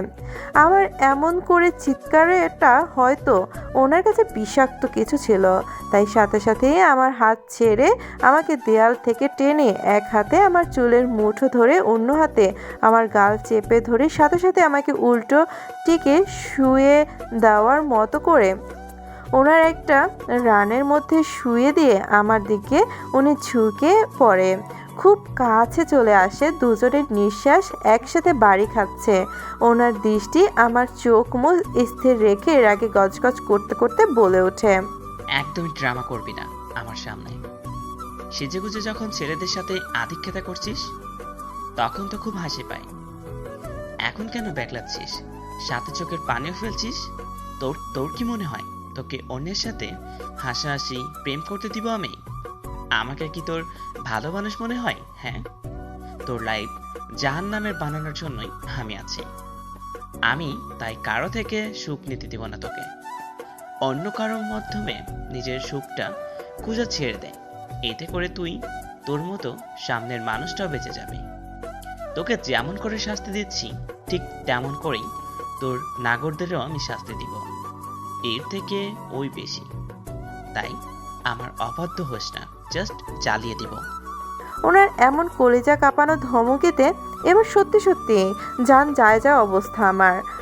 আমি বারবার কেঁপে কেঁপে উঠছিলাম ওনার এমন আচরণে। লাগামহীন কান্নায় মেতে উঠেছি আমি। কান্না করতে করতে এবার হিচকি উঠে গেছে আমার। আমি সেই কান্নার রেশ ধরে হিচকি তুলে তুলে ওনাকে উদ্দেশ্য করে বলে উঠছি, আপনার সাথে কি এমন করেছি আমি যেটার জন্য আপনি আমাকে এতটা শাস্তি দিচ্ছেন, বারবার আমাকে আঘাত করছেন? কি করেছিস তুই সেটা তোকে বলতে আমি বাধ্য নই। আর যদি বলাটা একান্তর প্রয়োজন হয় তাহলে আগে তোকে জ্বালিয়ে নেই, তারপর সবটা। আমাকে কেন এইভাবে শাস্তি দিচ্ছেন? বলতে বাধ্য নয়। আর তুই আমার অপছন্দের তালিকায় 1 নম্বরে আছিস তাই। আর তোকে আমি বেসামাল ঘৃণা করি। এতটা ঘৃণার পরেও কেন পেছনে পড়ে আছেন, আমার পেছন ছাড়ছেন না কেন? আর আপনার কি মনে হয় আমি আপনাকে ঘৃণা না করে ভালোবাসি? ছি, আপনার মতো বাজে লোকের ফেসটা দেখলে কাজ জ্বলে ওঠে আমার। আপনার ফেসটাও আমি দেখতে চাই না। কেন আসেন আপনি আমার সামনে বারবার? চোখ মুখ শক্ত করে রেগে বলে। আমার এমন গা জ্বালানো কথায় যেন হৃদখান মুহূর্তে ফেটে ফেটে পড়ছে। আমার এমন কথায় যেন ওনার রাগটা সপ্তম আকাশে পৌঁছানোর জন্য যথেষ্ট ছিল। উনি সে রাগের ফায়ার ব্রিগেড মতো ফাস্ট হয়ে জ্বলে পুড়ে আমাকে উদ্দেশ্য করে বলে ওঠে, একই বাণী শুন রে বারবার। তোকে মানা করছিলাম না আমাকে বাণী শোনাস না, আমার সাথে দেশ দেখাস না, তারপরেও কথা কানে যায় না তোর? জাস্ট অসহ্য লাগে আমাকে। তোর বলেই তোকে বিয়ে করে নিলাম, এখন বললি আরেকটা কথা। এবার কি তোকে হবে? এবার তোর কি হবে আর আমি তোর কি অবস্থা করব এবার দেখ তুই। আমার চেহারাটা যখন তোর সহ্যই হয় না, তখন তোকে এই চেহারার দিন রাত দেখার জন্য ব্যবস্থা করে দিব আমি। আর বাকি রইল আমার ঘৃণা তোর। চিন্তা শক্তি বাইরে আমি তোকে ঘৃণা করি, তাই তুই যেখানে সুখ কুড়াতে যাবি সেখানেই তোর সুখের বাধা হয়ে দাঁড়াবো আমি। সেখানেই সুখের সন্ধান করতে যাবি সেখানেই বাধা হয়ে অবসান করাবো আমি। ওনার এমন হাড় কাঁপানোর কথায় দম যায় যায় আমার। যখনই ঠিক করি কিছু একটা বলবো তখনই অল্পতেই দমে যেতে হয় আমাকে। আমি ওনার কথাগুলো শুনেই অশ্রুসিক্ত চোখে ওনার দিকে তাকালাম। আমার এমন করে তাকানো দেখা উনিও আমার চোখে ওনার দৃষ্টি স্থির করে। আমি ব্যথায় কাতরি অসহায় টলমল চোখে ওনার চোখে তাকিয়ে আছি, আর উনি বারবার আমার চোখে কিছু একটা খুঁজে চলেছে। আমার এমন দৃষ্টির সাথে উনি চোখ মেলাতে পারেনি, তাই দ্রুততার সঙ্গে নিজের চোখ অন্যদিকে ফিরিয়ে নেয়। অপরদিকে তাকিয়ে কিছু একটা ভেবে আমাকে ওই অবস্থায় ঠাস করে ছেড়ে দেয়, আর আমি সাথে সাথে চিত হয়ে ফ্লোরে লুটিয়ে পড়ি। আমাকে ফ্লোরে ফেলে দেওয়ার পর সাথে সাথে আমাকে মুখ দিয়ে খানিকটা উচ্চ স্বরের শব্দ করে উঠি, আহ! রিদ খান আমাকে ফ্লোরের উপর ফেলে শান্ত দৃষ্টিতে আমার দিকে এক পলক তাকিয়ে থেকে কিছু না বলে আমার উপর দিয়ে ডেঙিয়ে হন হন করে চলে যায়।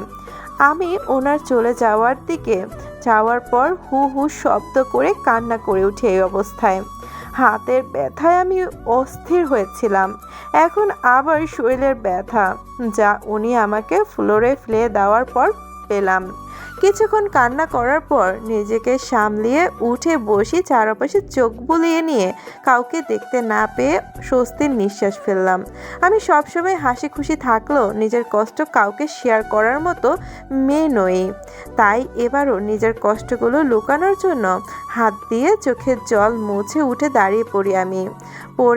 পরে হাতের দিকে এক পলক তাকিয়ে থেকে ধীর পায়ে এগিয়ে গিয়ে আমার ব্যাগ থেকে টিস্যু নিয়ে হাতের রক্তগুলো আস্তে আস্তে করে খানিকটা পরিষ্কার করে নিলাম।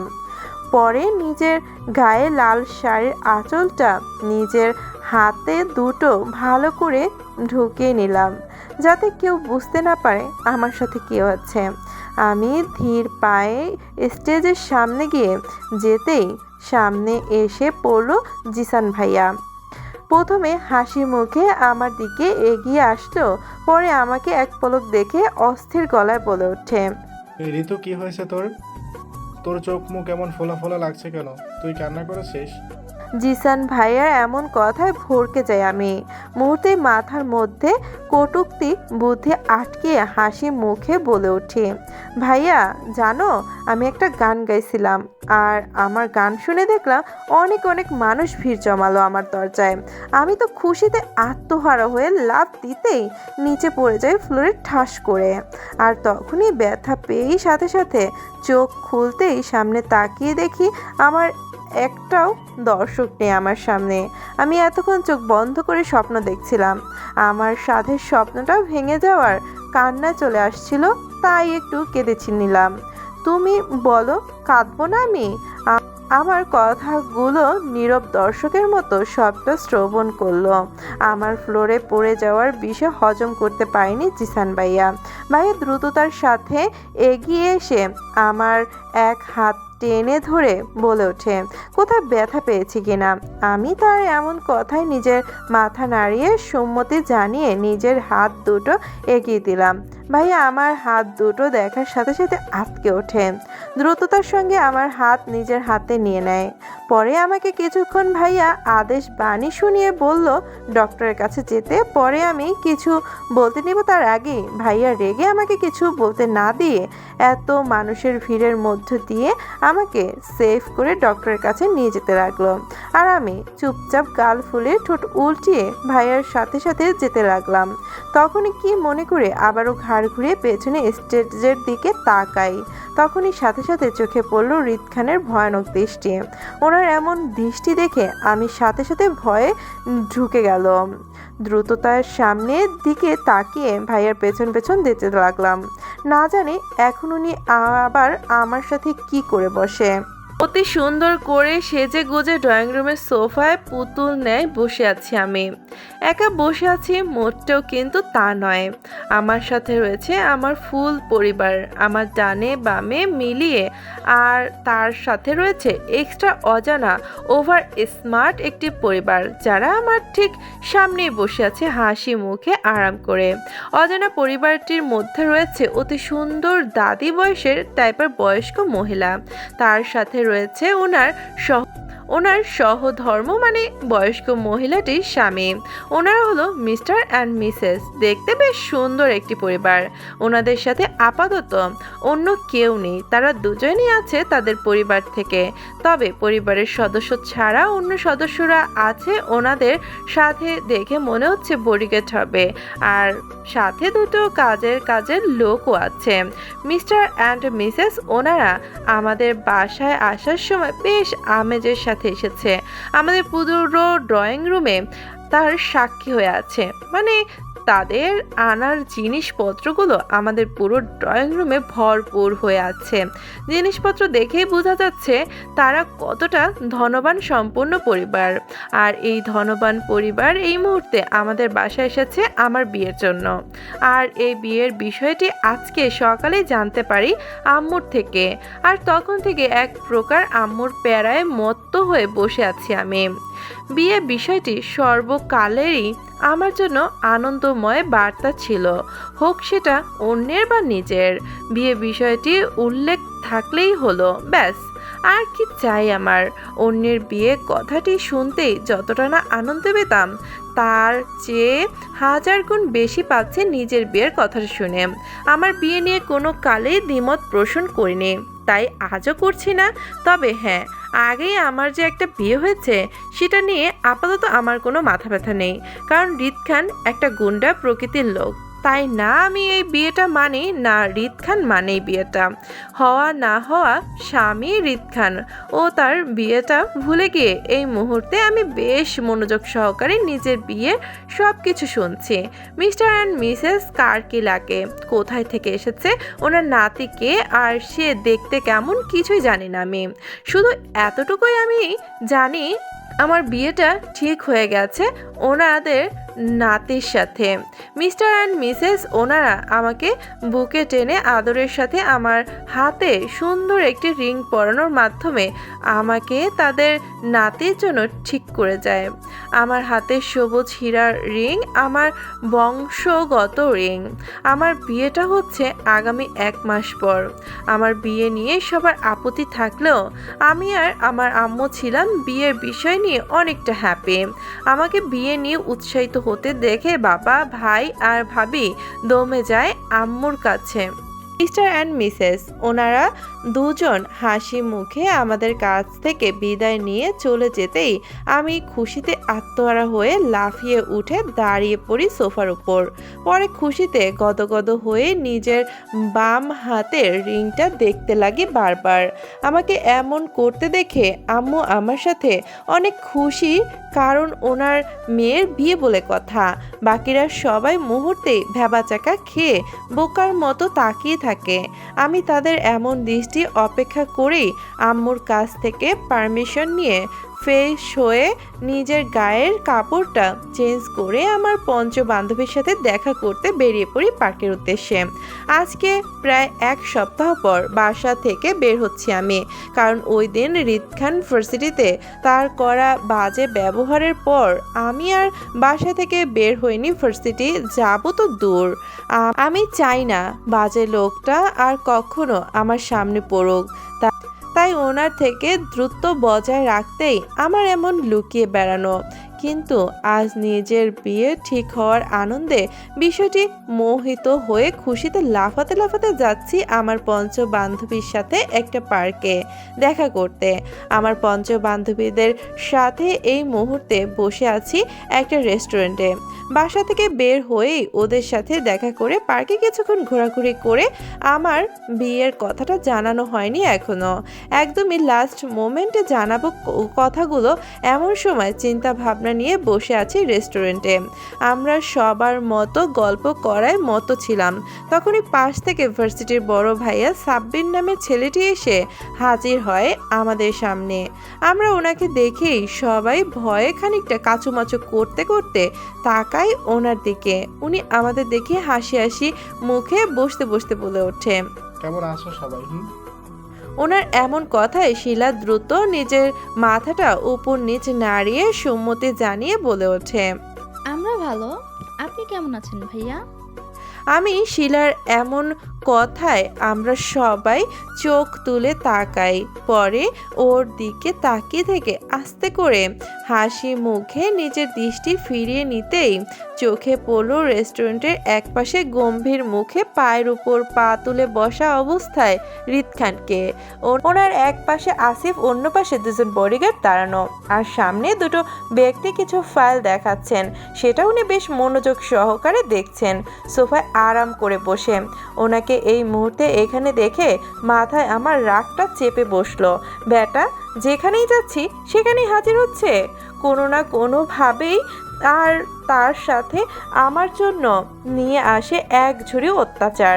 তাই ওনাকে দেখেই ওনার প্রতি বলা প্রতিটা কথা মনে পড়ছে বারবারই। বরাবরের মতোই আমাকে সুখে থাকতে দিবে না, আমাকে অন্য কাউকে বিয়েও করতে দিবে না, আমাকে সারা জীবন কষ্ট দিয়ে মারতে চায়। আহা কি স্বপ্ন রিত খানের!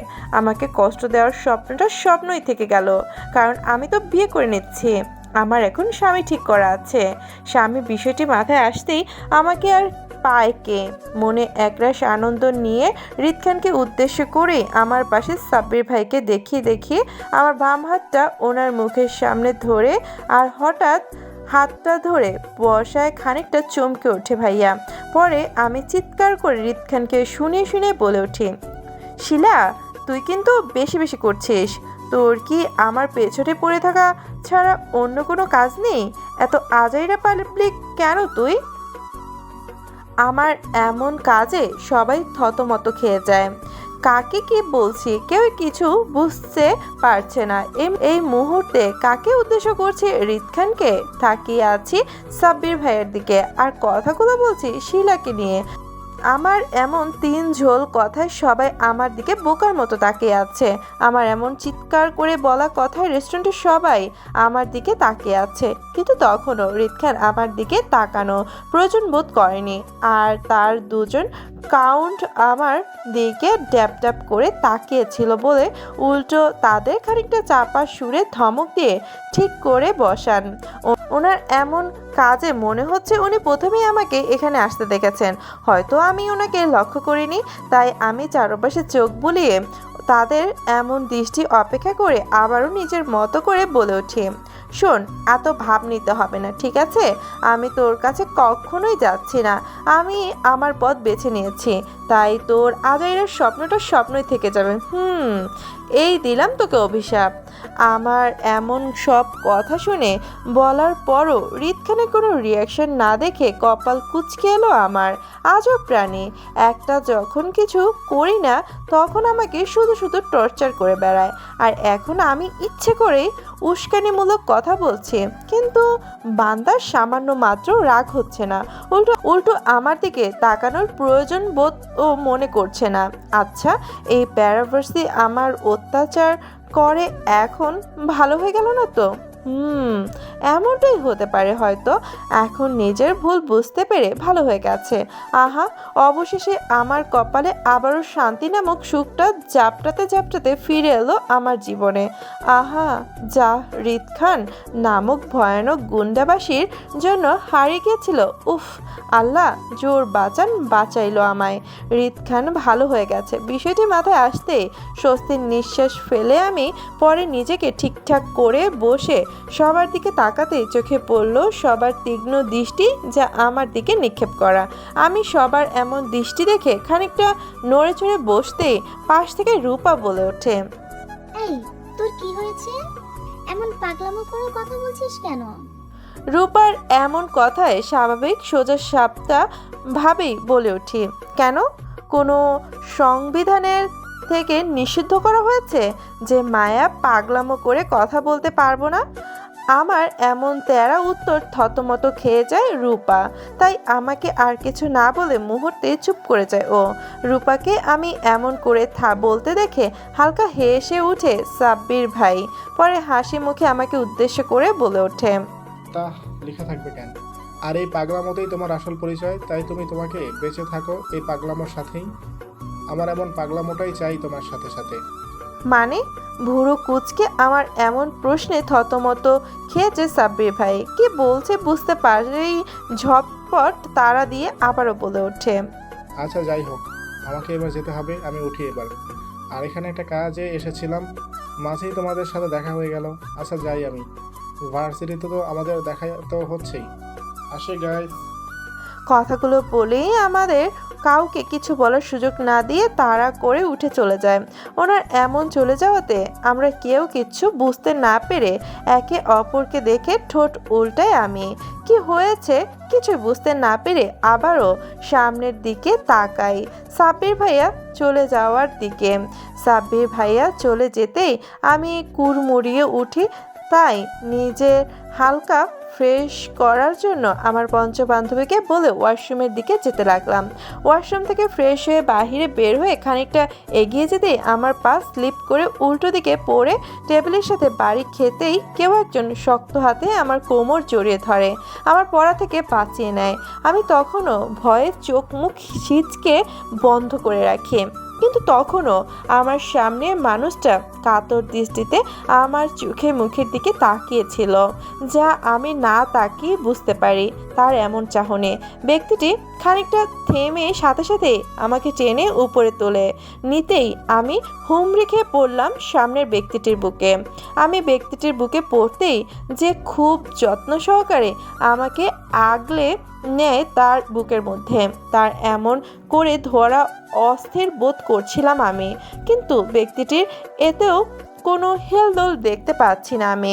উল্টো আমার এমন মনে হচ্ছে যে আমার এমন করে হঠাৎ পড়ে যাওয়া বিষয়টিতে প্রচণ্ড রকমভাবে ভয় পেয়েছে এই ব্যক্তিটির এমন করে আমাকে নিজের সাথে চেপে ধরায় খানিকটা নড়ে চড়ে উঠি আমি, কিন্তু এত তার কোনো রকম হেলদোল নেই। তাই ব্যক্তিটিকে নিজের কাছ থেকে দূরে সরিয়ে দেওয়ার জন্য ধাক্কা দেব। এমন সময় পাশ থেকে বিকট শব্দ কানে আসে আমাদের। শব্দটি কানে আসতেই আমার সাথে সাথে ব্যক্তিটিও চমকে ওঠে। দ্রুত আমাকে নিজের কাছ থেকে দূরে সরিয়ে দিয়ে পাশে তাকাতেই চোখ পড়ল হৃদ খানের হিংস্র চেহারা। ওনাকে এমন হিংস্র ভাবটা দেখে মুহূর্তে আমি ভয়ে সিটিয়ে যাই, কারণ আমি জানি উনি কতটা ভয়ানক আর কখন না আবার আমায় ওনার রাগের বশবর্তী হতে হয়। তাই এই মুহূর্তে আমার চুপ থাকায় শ্রেয় মনে হচ্ছে। আর হৃদ খান এই অসময়ে শুধু শুধু কেন রাগ করলো কিছুই বুঝতে পারছি না আমি। তাই আমি একেবার ফ্লোরের দিকে তো একবার ওনার দিকে তাকাচ্ছি, কারণ উনি প্রচণ্ড জোরে একটা গ্লাস ফ্লোরে ছুঁড়ে মারে। আর এতে বিকট শব্দের সাথে সাথে উপস্থিত সবাই তাকায় ওনার দিকে। আমার এমন সব চিন্তা ভাবনার মাঝে আমার সামনের ব্যক্তিটি ছটপট দ্রুত গতিতে হৃদ খানের সামনে গিয়ে দাঁড়িয়ে সান্ত্বনা দিতে আপন মনে বলে ওঠে, কুল ভাই আমার, এত হাইপার হচ্ছিস কেন তুই? কি হয়েছে তোর সেটা তো বলবি। ঝামেলা হয়েছে কারোর সাথে? আসিফ কি হয়েছে এখানে? আর আমার এখান থেকে যেতেই বা কি হলো? কথাগুলো বলেই ব্যক্তিটি হৃদ খানকে জোর করেই আবারও সোফায় বসিয়ে দেয়। কিন্তু হৃদ খান তখনও চোখ লাল লাল করে আমার দিকে তারা দৃষ্টিতে তাকিয়ে আছে। মনে হচ্ছে এখনই আমাকে আস্তা গিলে খাবে পানি ছাড়াই। আর আমি ওনার এমন দৃষ্টি দেখে ভয়ে কাচুমাচু করতে থাকি। হৃদ খানকে ভাই বলে সম্বোধন করতেই আমি মুহূর্তে চমকে উঠি, কারণ হৃদ খানের ভাই এই লোকটা যে আমাকে পড়ে যাওয়া থেকে বাঁচালো আল্লাহ। কিন্তু অদ্ভুত বিষয় হলো দুই ভাইয়ের ব্যবহার বৈশিষ্ট্য সম্পূর্ণ আলাদা। একজন যতটা আগুন গরম স্বভাবের, অন্য ভাই ততটাই ঠান্ডা স্বভাবের, মানে পানির মতো। দুই ভাইয়ের দুই বৈশিষ্ট্য দেখে অবাক হলাম আমি, কিন্তু এই মুহূর্তে অবাক হওয়ার চেয়ে ভয়টাই পাচ্ছি বেশি রিদ খানের জন্য। তাই নিজের অবাক হওয়ার ভাবটা পেছনে ফেলে ভালোই এখান থেকে কেটে পড়ার জন্য আস্তে করে ভয়ে ভয়ে খানিকটা এগিয়ে যেতেই পাশ থেকে রিদ খানের ভাই আমাকে উদ্দেশ্য করে বলে ওঠে, মায়ু পাখি, তুমি কোথায় যাচ্ছ? তুমি আমার কাছে এসো, আমি তোমাকে আমার ভাই হৃদের সাথে পরিচয় করিয়ে দিচ্ছি। কথাগুলো বলেই উনি দ্রুত সামনে এগিয়ে আমার একটা হাত শক্ত করে চেপে ধরে নিয়ে গেল রিদ খানের সামনে। সবটা এত দ্রুত হলো যে আমি কিছুই বুঝে উঠতে পারিনি। আর সবচেয়ে বড় কথা হলো, রিদ খানের ভাই আমার নাম কিভাবে জানে? ওনার কথা শুনে মনে হচ্ছে উনি আমার সাথে পূর্ব পরিচিত, খুব গভীরভাবে চেনে আমাকে। আচ্ছা, ওনাকে তো আমি আগে কখনোই দেখিনি। আর রিদ খান যে আমার সম্পর্কে ওনার ভাইয়ের সাথে কিছুই বলেনি তা ওনার কথাই বোঝা যাচ্ছে, কারণ উনি নিজে আমাকে রিদ খানের সাথে পরিচয় করাতে চাচ্ছেন। আমার এমন সব চিন্তা ভাবনার মাঝেই উনি আমাকে টেনে রিদ খানের সামনে দাঁড় করায়। আমি চোখের সামনে রিদ খানের লাল চোখ দেখতে পেয়ে জান যায় অবস্থা। মনে হচ্ছে এই বুঝি আমার জান কবজ করে নেবেন উনি। আমি ভয়ে সিটিয়ে যাওয়া অবস্থায় পাশ থেকে রিদ খানের ভাই আমার এক হাত নিজের হাতের মাঝে নিয়ে হাসি মুখে বলে ওঠে, মায়ু পাখি, এই হলো আমার ভাই রিদ খান। নামটা মনে হয় তুমি আগেও শুনেছো। যাই হোক, আর রিদ হচ্ছে রেক্তা ইসলাম মায়া, মানে আমার বউ।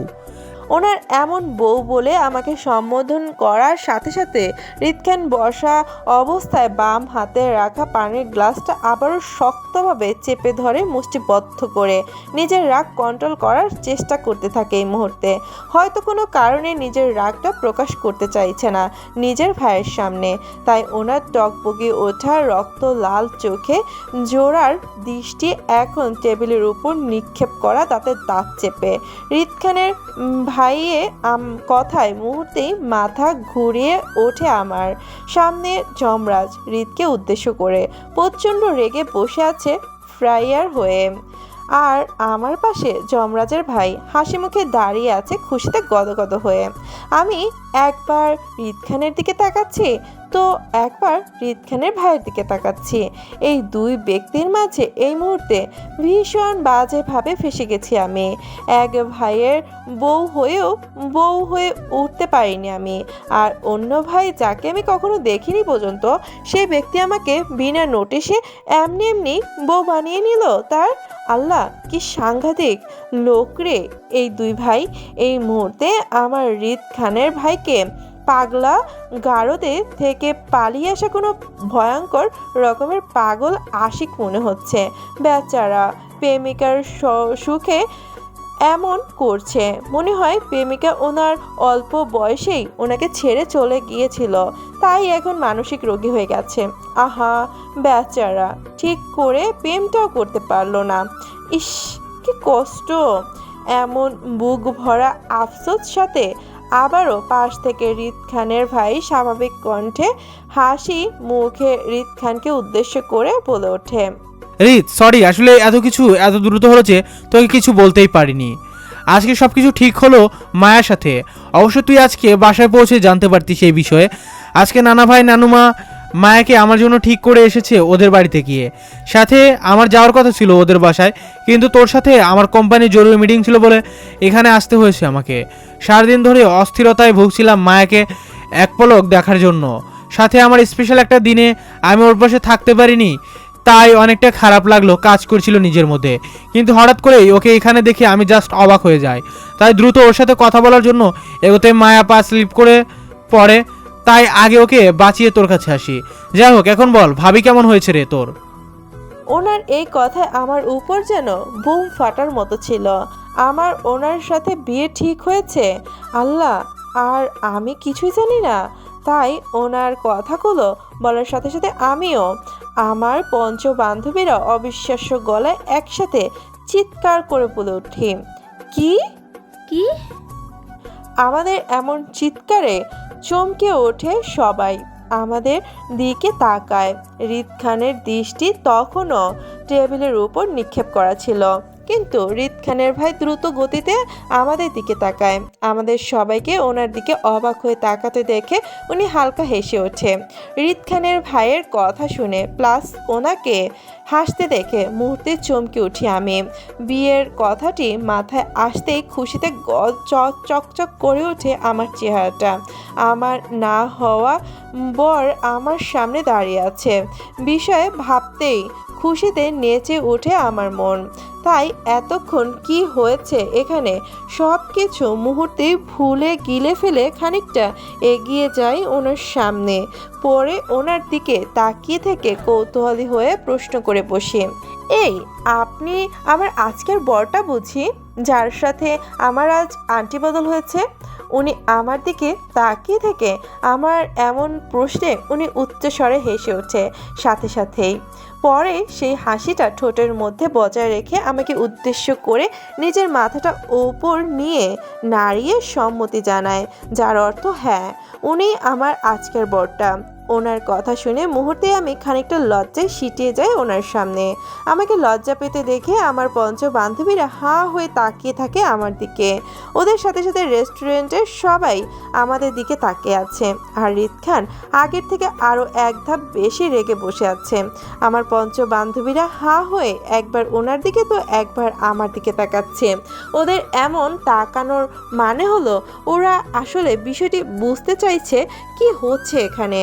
আমি ওদের এমন তাকানোর মানে বুঝতে পেরেও কিছু না বলে নিজের মতো করে আবারও আমার না হওয়া বরের দিকে তাকিয়ে থেকে ঝটপট সুরে প্রশ্ন করে বলে ওঠে, আচ্ছা আপনার নাম কি গো আমার না হওয়া বর সাহেব? আমার এমন কথার সাথে সাথে আমার পঞ্চ বান্ধবীরা আমার উপর তাদের দৃষ্টি নিক্ষেপ করে হাঁ হয়ে হয়তো আমার এমন বাণী শুনে আকাশ থেকে পড়েছে এমন একটা ফেস বানিয়ে রেখেছে। আমি ওদের এমন রিয়াকশনের ধাপটা ওদের কাছেই রেখে উৎসুক দৃষ্টিতে তাকিয়ে থাকি ওনার দিকে, আর উনি আমার এমন কথা আবারও হেসে ওঠে, আমাকে উদ্দেশ্য করে বলে ওঠে, রুদ্র সেন, রুদ্র গ্রুপ অফ কোম্পানির নাম শুনেছ নিশ্চয়। সেটার ওনার মানে মালিক পক্ষ আমার ড্যাডা, আর রিদ আমার মামাতো ভাই। এবার বলুন আমার ম্যাডামের কি আমাকে পছন্দ হয়েছে? ওনার কথায় আমি ভালো করে তাকাই ওনার দিকে। এতক্ষণ যাবৎ ভয়ে আর টেনশনে ওনার দিকে ভালো করে খেয়াল করিনি, কিন্তু এবার আমি ওনাকে ভালো করে খেয়াল করতেই চোখ জুড়িয়ে যায় আমার। অপূর্ব সৌন্দর্যের অধিকারী রুদ্র সেন, গায়ের রংটা উজ্জ্বল ফর্সা, চেহারার মধ্যে মায়া ভরপুর, হাইটটা রিদ খানকে ছুঁই ছুঁই, মনে হয় 1 ইঞ্চি কম হবে, জিম করা বডি, ফিটনেস সব মিলিয়ে অসাধারণ একটি ব্যক্তি। সৌন্দর্য কোনো কমতি নেই ওনার মধ্যে, তবে ওনার থেকে রিদ খানের দুটো জিনিসের জন্য আকর্ষণ বেশি করে তুলে, সেটি হলো রিদ খানের মায়াবী নীল চোখ জোড়া আর ওনার জোস পার্সোনালিটি, তা মানে ওনার অ্যাটিটিউড। রাগের কারণে ওনাকে একটু বেশি সুন্দর লাগে। আমি ওনাকে ভালো করে দেখার পর চোখে মুখে লজ্জা লজ্জা ভাব নিয়ে আস্তে করে বলে ওঠে, আমাকে এমন লজ্জা পেতে দেখে হালকা হেসে বলে ওঠে, তাই? তবে আমার কিন্তু ম্যাডামকে বেশ পছন্দ হয়েছে, যাকে বলে পাগল করাটাই। রুদ্র সেনের কথায় আমি নিজের মাথাটা নিচু করে হালকা লাজুক হাসলাম। আমার এমন হাসিটা সবার পছন্দ হলেও একজনের হয়তো পছন্দ হয়নি, আর সেটা হলো রিদ খান। আমি সুমতি জানিয়ে হাসার সাথে সাথে রিদ খানের হাতে চেপে ধরে থাকা গ্লাসটা আরও শক্ত করে চেপে ধরে, মুহূর্তে ভেঙে গুলিয়ে ফেলে। হাতে চাপ দিয়ে গ্লাসটি ভাঙার সাথে সাথে অসংখ্য কাচের টুকরো ওনার হাতে ঢোকার কারণে হাত দিয়ে অঝোর ধারায় রক্ত ঝরতে লাগে, সাথে পুরো টেবিল রক্তে ভেসে যায় মুহূর্তে। ওনার হাতে এত রক্ত দেখে মুহূর্তেই আমি কেঁপে উঠি ভয়ে। কাঁপা অবস্থায় ঠায় জায়গায় দাঁড়িয়ে থেকে কাতর চোখে তাকিয়ে থাকি ওনার দিকে। উনি তখনও রাগে কটমট করতে করতে নাক ফুলিয়ে নিজের দিকে তাকিয়ে আছে শক্তভাবে। ওনাকে এমন করতে দেখে রুদ্র সেন দ্রুত রিদ খানের দিকে এগিয়ে যেতেই রিদ খান একটা উঁচু করে থামিয়ে দিয়ে নিজের ভাইকে পরে চোখ মুখ শক্ত রেখে গম্ভীর কণ্ঠে বলে ওঠে, আমি ঠিকই আছি রুদ্র, তোকে হাইপার হতে হবে না আমার জন্য। তবে যাকে হাইপার হওয়ার দরকার তাকে আমি নিজেই হাইপার করব, ডোন্ট ওয়ারি। এখন বাজে কথাগুলো শেষ হলে বল কাজের কথা আসা যাক। এখানে টাইম পাস করতে আসিনি আমি। সো ফালতু কথাগুলো রেখে কাজ করা যাক।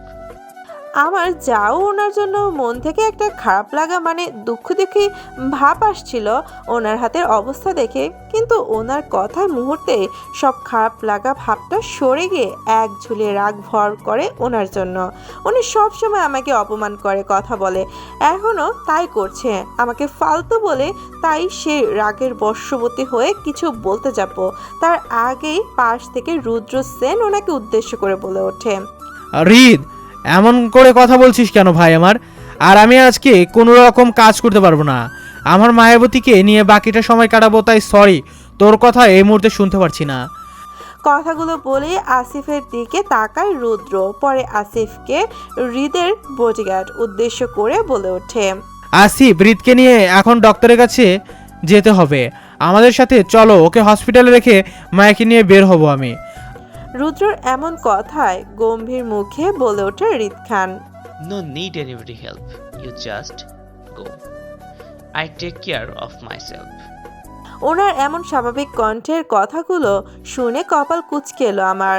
ওনাকে যখনই স্বাভাবিক কণ্ঠে কিছু বলতে দেখি তখনই আমার মাথার উপর বোম ফাটে। এবার না জানি কি বোম ফাটায় আমার মাথায়, আল্লাহ। ওনার এমন গম্ভীর মুখের কথা শুনে রুদ্র কপাল কুঁচকে বলে ওঠে, আর ইউ শিওর? ইয়া। ওনার কথা রুদ্র নিশ্চিত হয়ে আমাকে ও আমার পঞ্চ বান্ধবী নিয়ে বের হয়ে যায় রেস্টুরেন্ট থেকে। আমি সবার পেছন পেছন আস্তে করে হেঁটে যেতে যেতে ওনাকে এক পলক দেখার জন্য পেছন ঘুরে আবারও তাকাই ওনার দিকে। ওনার দিকে তাকাতে চোখে পড়লো ওনার টকবগে ওঠা রক্ত লাল চোখ। আমার তাকানোর সাথে সাথে উনি নিজের দৃষ্টি অন্যদিকে ঘুরে নেয়। ওনাকে এমন করতে দেখে আমিও কিছু বুঝে উঠতে পারিনি হঠাৎ এমন করার কারণটা, তাই আস্তে করে আমি নিজেও সামনের দিকে ঘুরে হাঁটতে থাকি, সাথে ভাবতে থাকি হৃদ খান আমার লাইফে আসার পর থেকেই রোজ কিছু না কিছু অদ্ভুত বিষয় ঘটছে আমার সাথে, তাই জানি না আবার কাল কি হয় আমার সাথে। এমন সব চিন্তা ভাবনার মাঝে আবারও হাঁটতে হাঁটতে পেছনে ফিরে তাকাই ওনার দিকে। আমার তাকানোর সাথে সাথে আবারও চোখাচোখি হয় দুজনের মধ্যে। উনি স্থির দৃষ্টিতে তাকিয়ে আছে আমার দিকে।